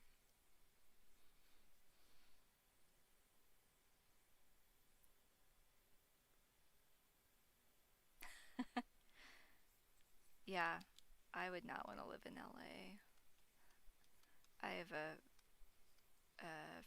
friend that grew up next door to me, and I was friends with his sisters, and then we were just all friends because we were all kind of close in age. But he lives in LA and does special effects stuff, and I've only heard nightmares about living there. But anymore, and especially with this year with COVID, I think it's taught a lot of people that you don't necessarily need to live in some of those really big cities to obtain jobs in those fields. Because I think with technology and the way that we can interact online with one another, you don't necessarily have to be in a studio setting. So I think there are some people who do like freelance work, like storyboarding, and I know VizDev. I think there's quite a bit of freelance artists who don't work in studios who are able to do that work.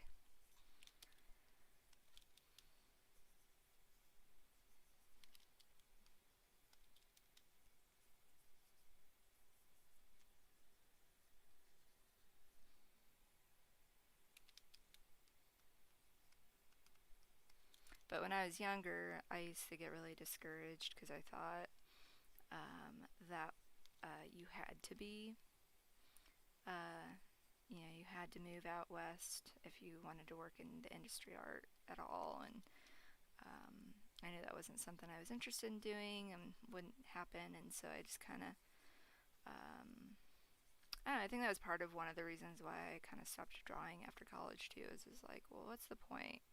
But now I can see that there's a large number of very successful artists who freelance.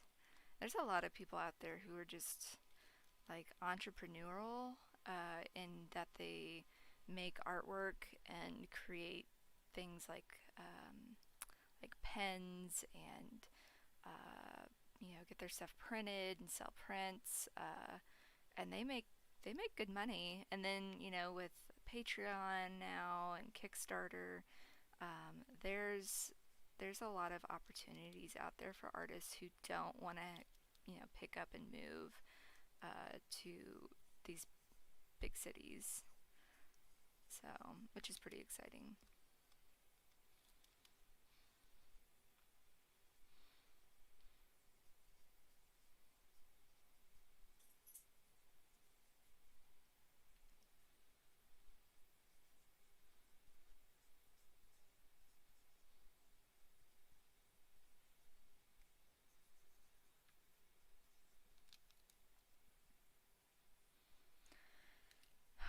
I'm debating on cheating these three panels because I don't know what else to do. And I may come back and change these later, but um, all three of them are of Mari talking. The middle panel is her taking a big breath because she's talking like a million miles per hour, trying to explain herself to this new character.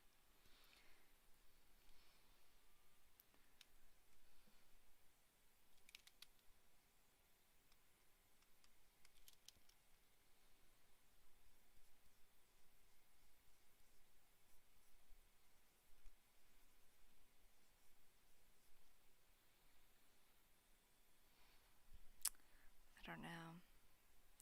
Like I want it to feel like a comical beat here for just a moment. I don't know. At the same time, it's like, is it gonna feel really cheap that I just use the same pose for all three? I know. So when I was drawing this character with glasses, I was like, man, I feel like, yeah, I kept thinking of Cygnus from Zool's comic. I was like, this is, or like Harry Potter too, because this guy's got really shaggy hair. I'm like, am I just drawing Harry Potter? Also, glasses are really hard to draw. Just in case you needed to know that. It's my public information for everyone.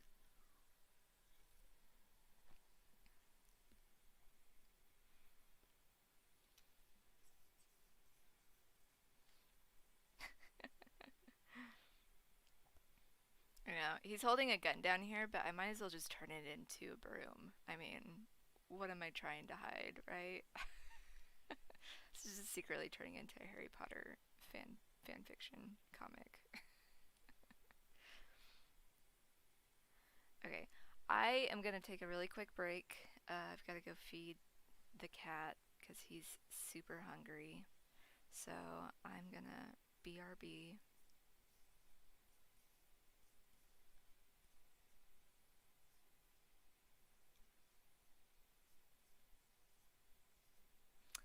And yeah.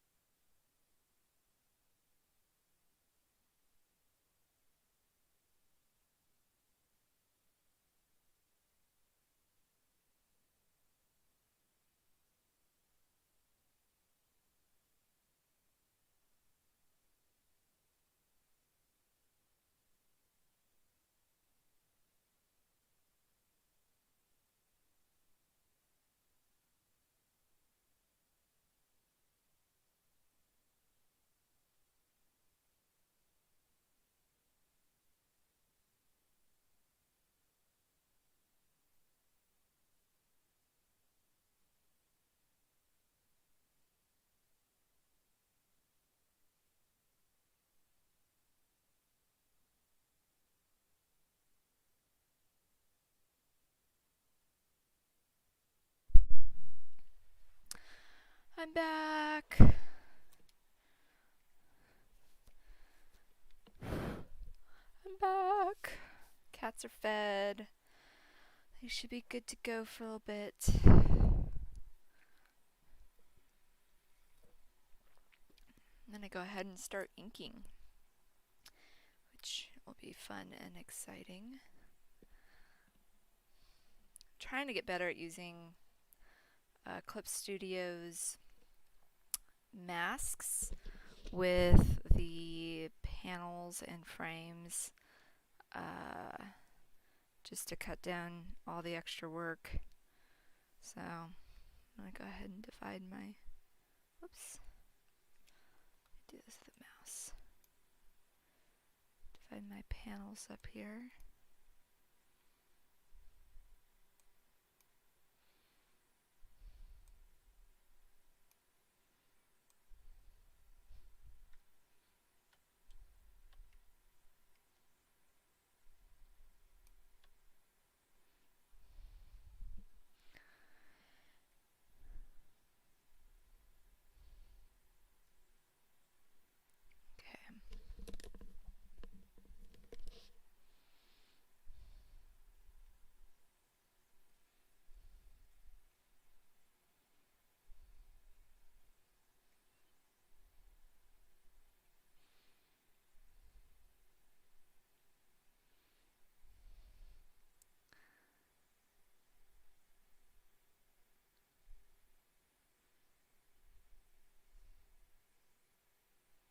Let's see how fast this process goes. Sometimes it goes fast, sometimes it does not.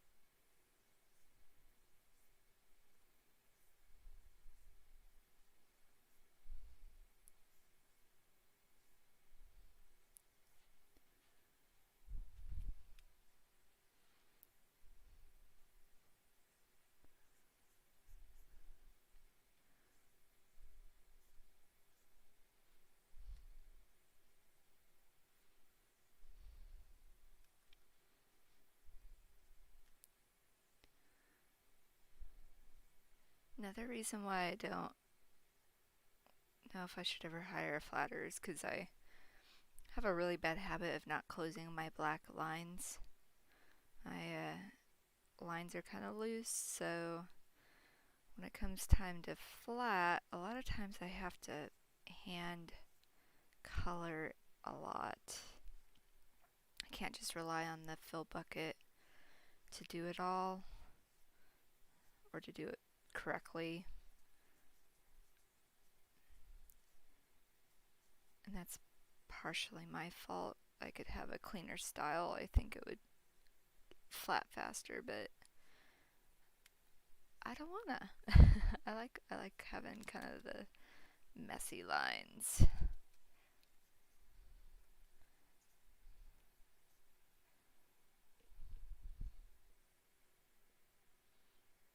Now, I haven't figured out the best settings for Clip Studio's bucket tools for my stuff either. I kind of go back and forth with them a little bit.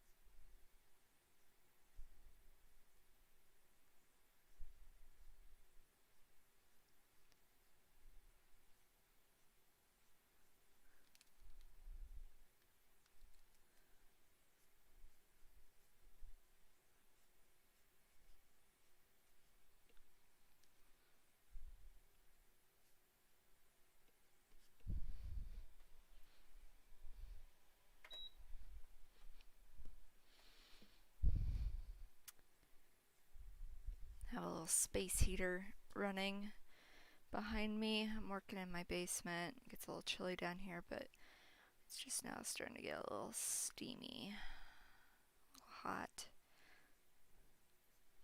Guess it is like, I don't know, in the 60s outside. I don't technically need to run one, but also don't like being cold.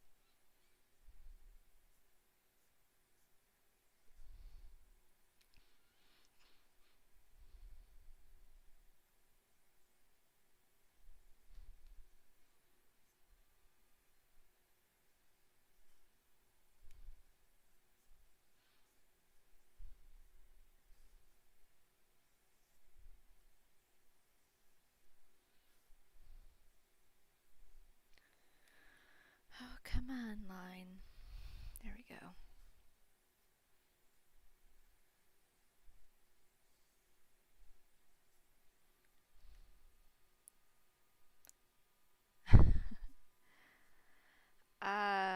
The only reason it is as precise as it is because I'm using a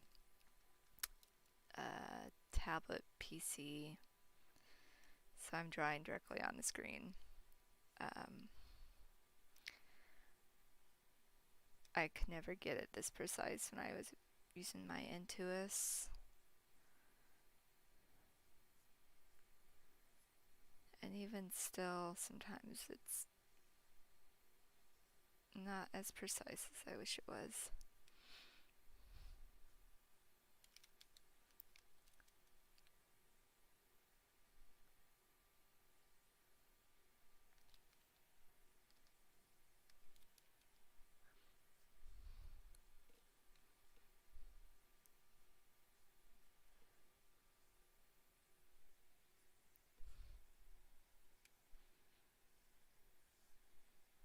I'm always a little jealous of the artists who can draw super quickly with their Intuos, because I always just struggle so much with trying to figure it out. I've been drawing. I just realized I've been drawing and my inks are not on vector line art. Oh no. It's okay. Everything's gonna be okay. Normally I use the vector line art tool because it's a little bit smoother and it resizes easier. I hit the wrong layer earlier. Started the wrong tool. It's okay. I'll just draw this panel with regular raster layer. And nobody will know the difference. So I have to go and resize some of these guys, which hopefully isn't the case.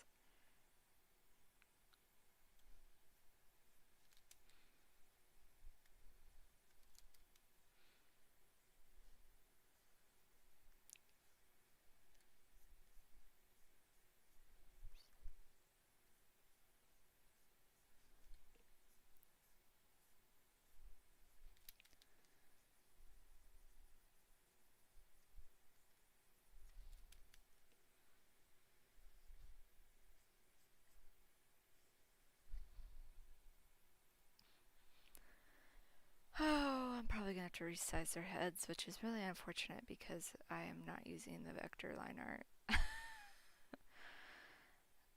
That's okay. I guess I'll make it work. Sometimes it makes the line art really messy and blurry.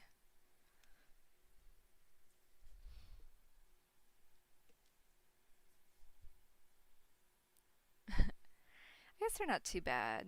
I don't know. Mari's head feels just a little bit on the big side. I have a really bad tendency to draw all of the characters' heads too big. We'll see. It may not be too bad once I get her facial features in there.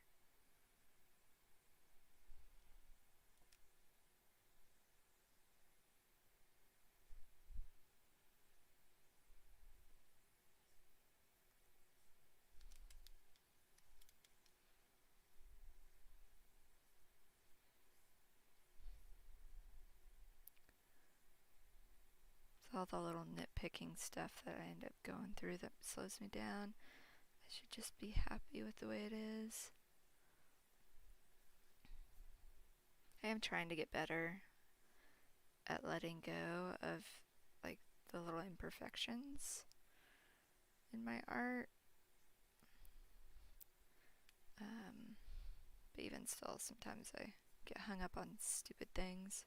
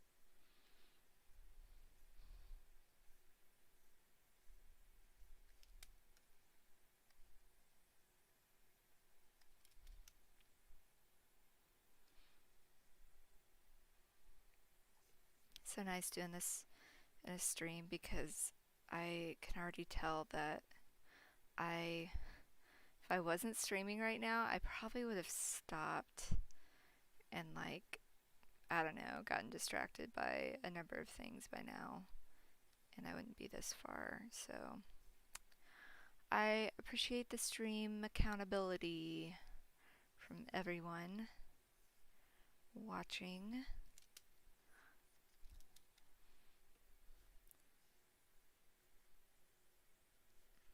Getting all sorts of work done.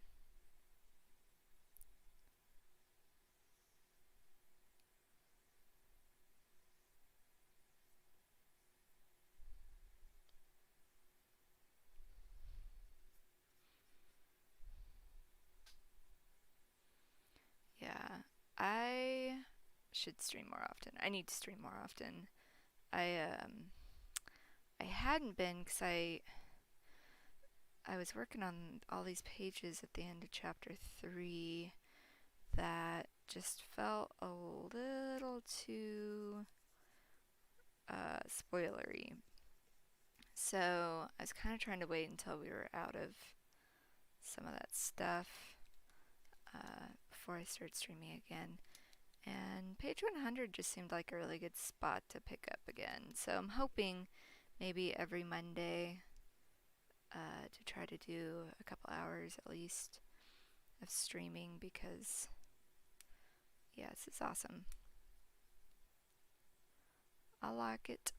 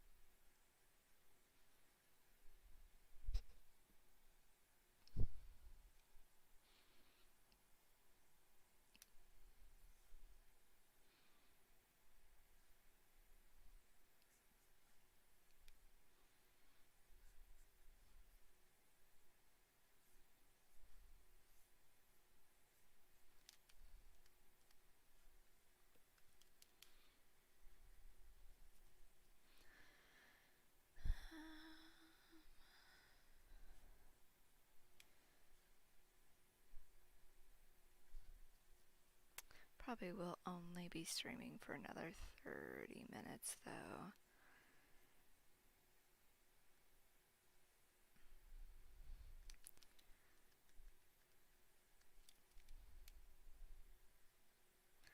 The weather's been so nice out the last few days that we've been trying to get a lot of yard work done around the house, my husband and I, and he's going to be getting off work soon. And we just purchased a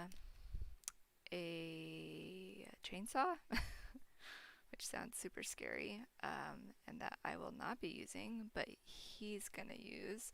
And we're going to try to clean up some brush on the back side of our house. So that is what I have to look forward to doing here in just a little bit. But better to get it done now than before all the bugs and critters come out when it gets really warm.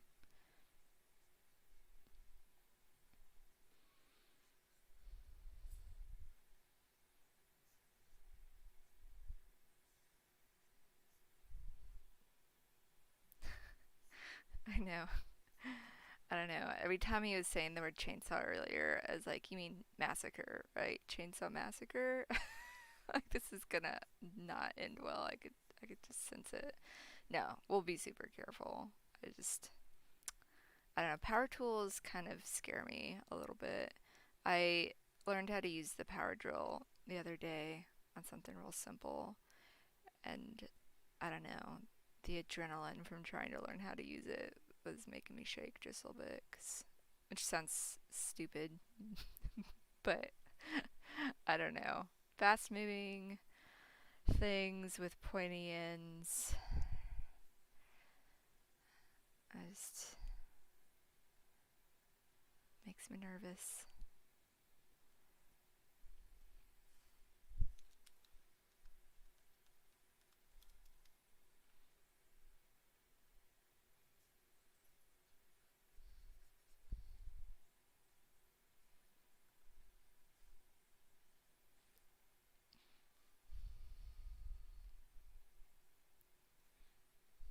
Okay, we're switching over to vector line art now before I forget.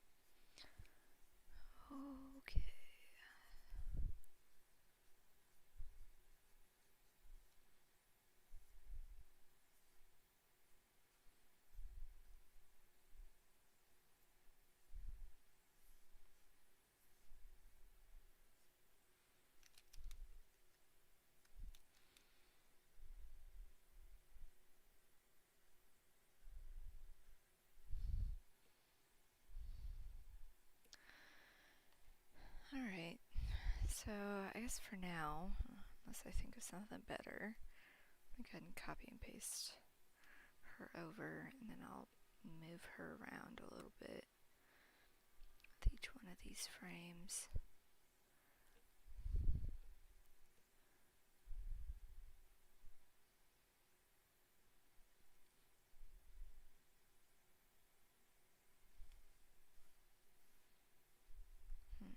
Actually, hold on.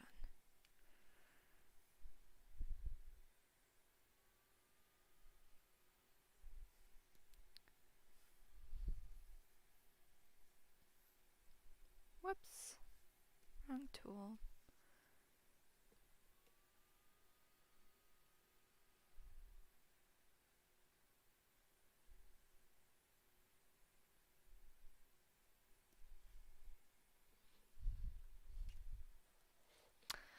Next 100 pages. Let's see. So that would be roughly the next 3 to 4 chapters. So, we get to see a lot more seekers, so that's exciting. The heroes are going to have to travel to a place that is inhabited mostly by seekers. So we'll get to see a whole bunch of different kites, which is exciting. I think they're one of my favorite races in the story. And then, and then, I don't know. There's some pretty big reveals that are gonna happen. Actually, at the end of chapter 4, there's a pretty big reveal, and then, um, and then there's gonna be some budding romance to look forward to. I'm not gonna say who. Um, and yeah, that's there's gonna be some learning of magic and how to wield said magic. So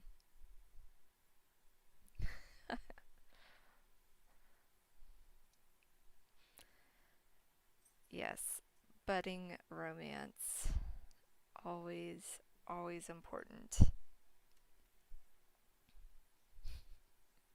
I'm excited. Um,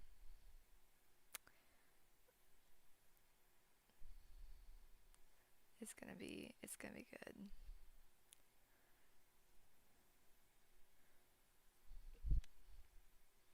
Just want to get to these sections like sooner, but man, just gotta be patient.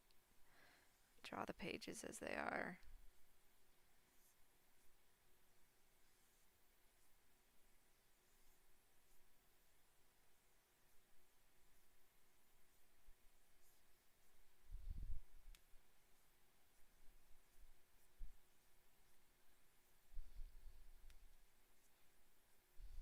It's funny though, is like that's how I've got it written so far, but since comics take forever to draw, sometimes I like to add in things or change things up just a little bit. But there are definitely going to be a lot of seekers coming up.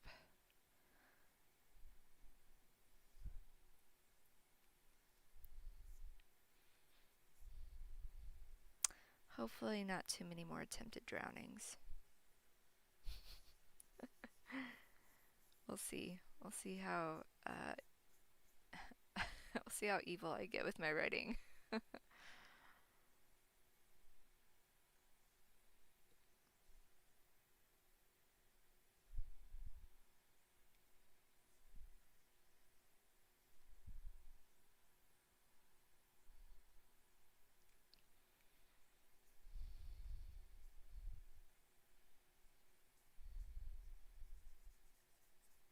I may accidentally kill off a character. You never know.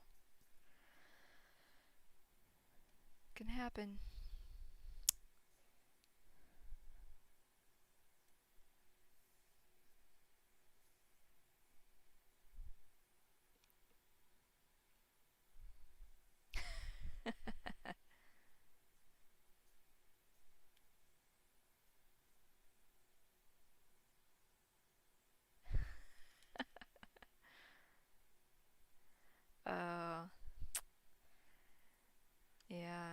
there's definitely going to be some stakes that get pretty high in the next 100 pages, but we'll see. We'll see how I'm feeling if I want to require resuscitation, you know.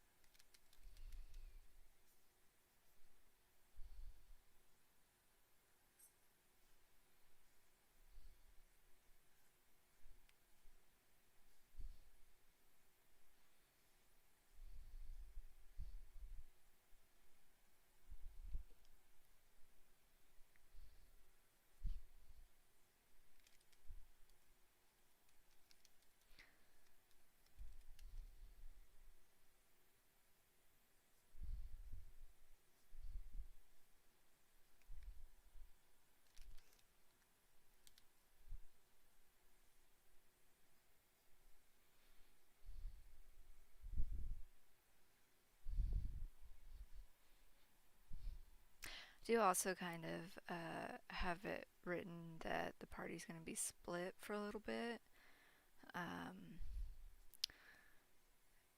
after chapter 4, so that'll be interesting to try to bounce around the narrative that way. I always hesitant to do that though, because I know, especially with a webcomic, because it's read, one update at a time, that some characters aren't seen for a while. But I'm hoping that it will read okay.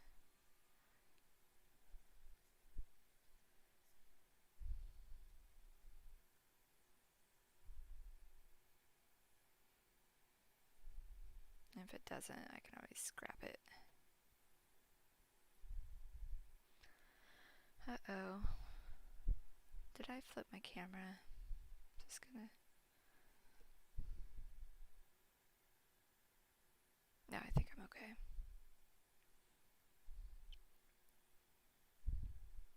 Sometimes I get paranoid with the rule of 360? I don't know if you know what I'm talking about, where like you want to keep your camera, if you're going to rotate your camera, you can't go past a certain line or else things don't become clear. So I think I'm okay. I don't know, because these panels are backwards from each other, but hopefully they'll read clear enough. You can tell me if they don't make sense.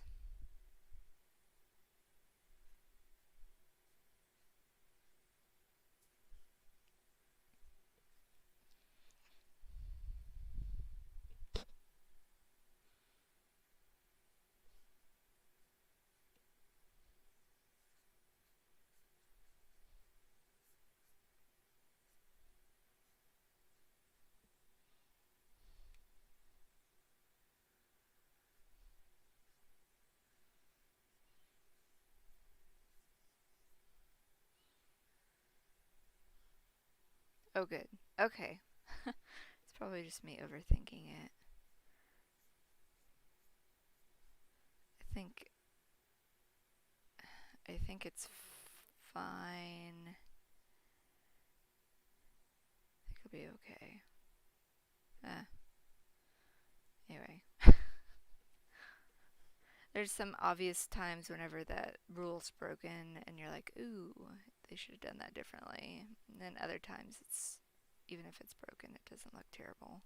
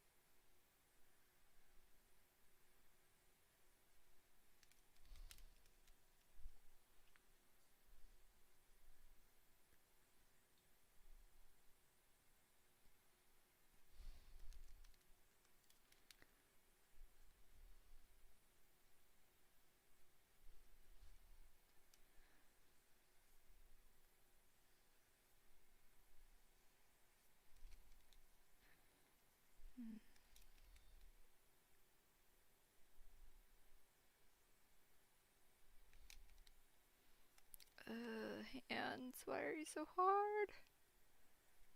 There we go.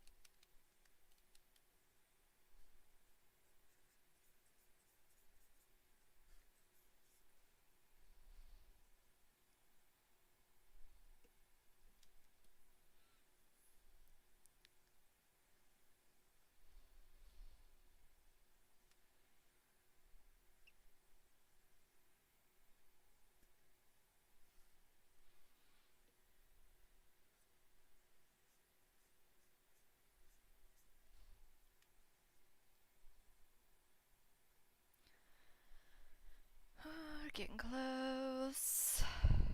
Then I can draw on their faces, which I always leave for the end.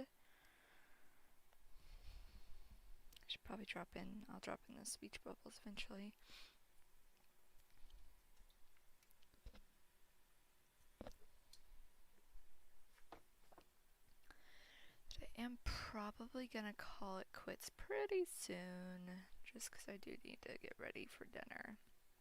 And apparently chopping things down with a chainsaw.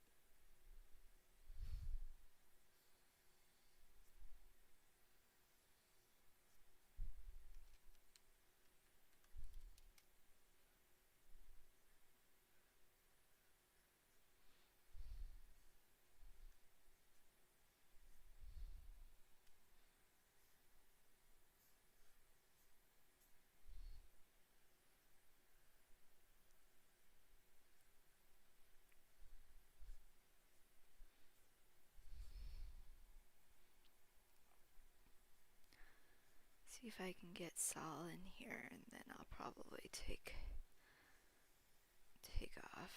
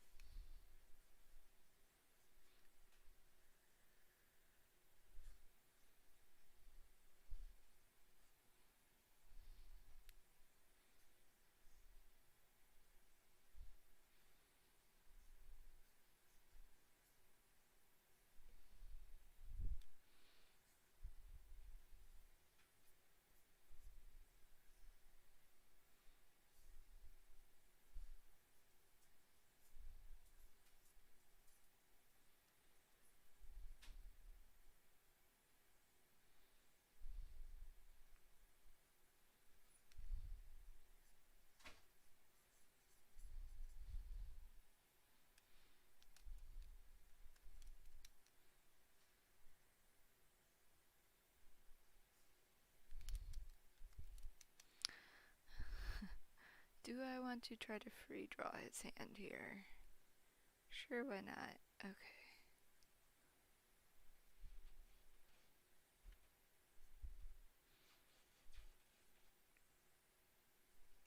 Yeah, that's fine.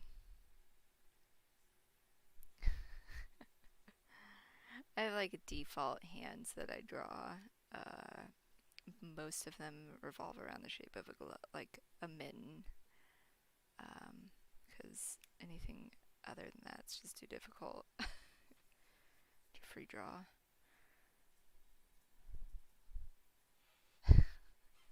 Thanks. I hate drawing hands so much, but I do feel like I'm getting a little bit better at them. They're just a lot of work. Regardless of how many times I've spent in my life practicing drawing hands, like, I don't know. They're just tricky little things. Oops. Alright. Well, I didn't quite finish inking this page, but I feel like I got a lot of work done today. Sketched and inked almost the whole thing. I might try to finish inking the rest of it later tonight after dinner.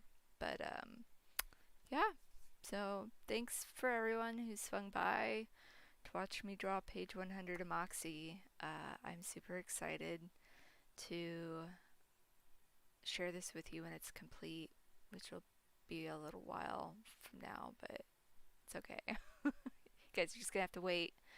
So thanks again, everyone. Feel free to check out Moxie if you haven't read it. It's moxiecomic.com. And I will hopefully stream again sometime in the near future. All right. Thanks, everyone. Bye.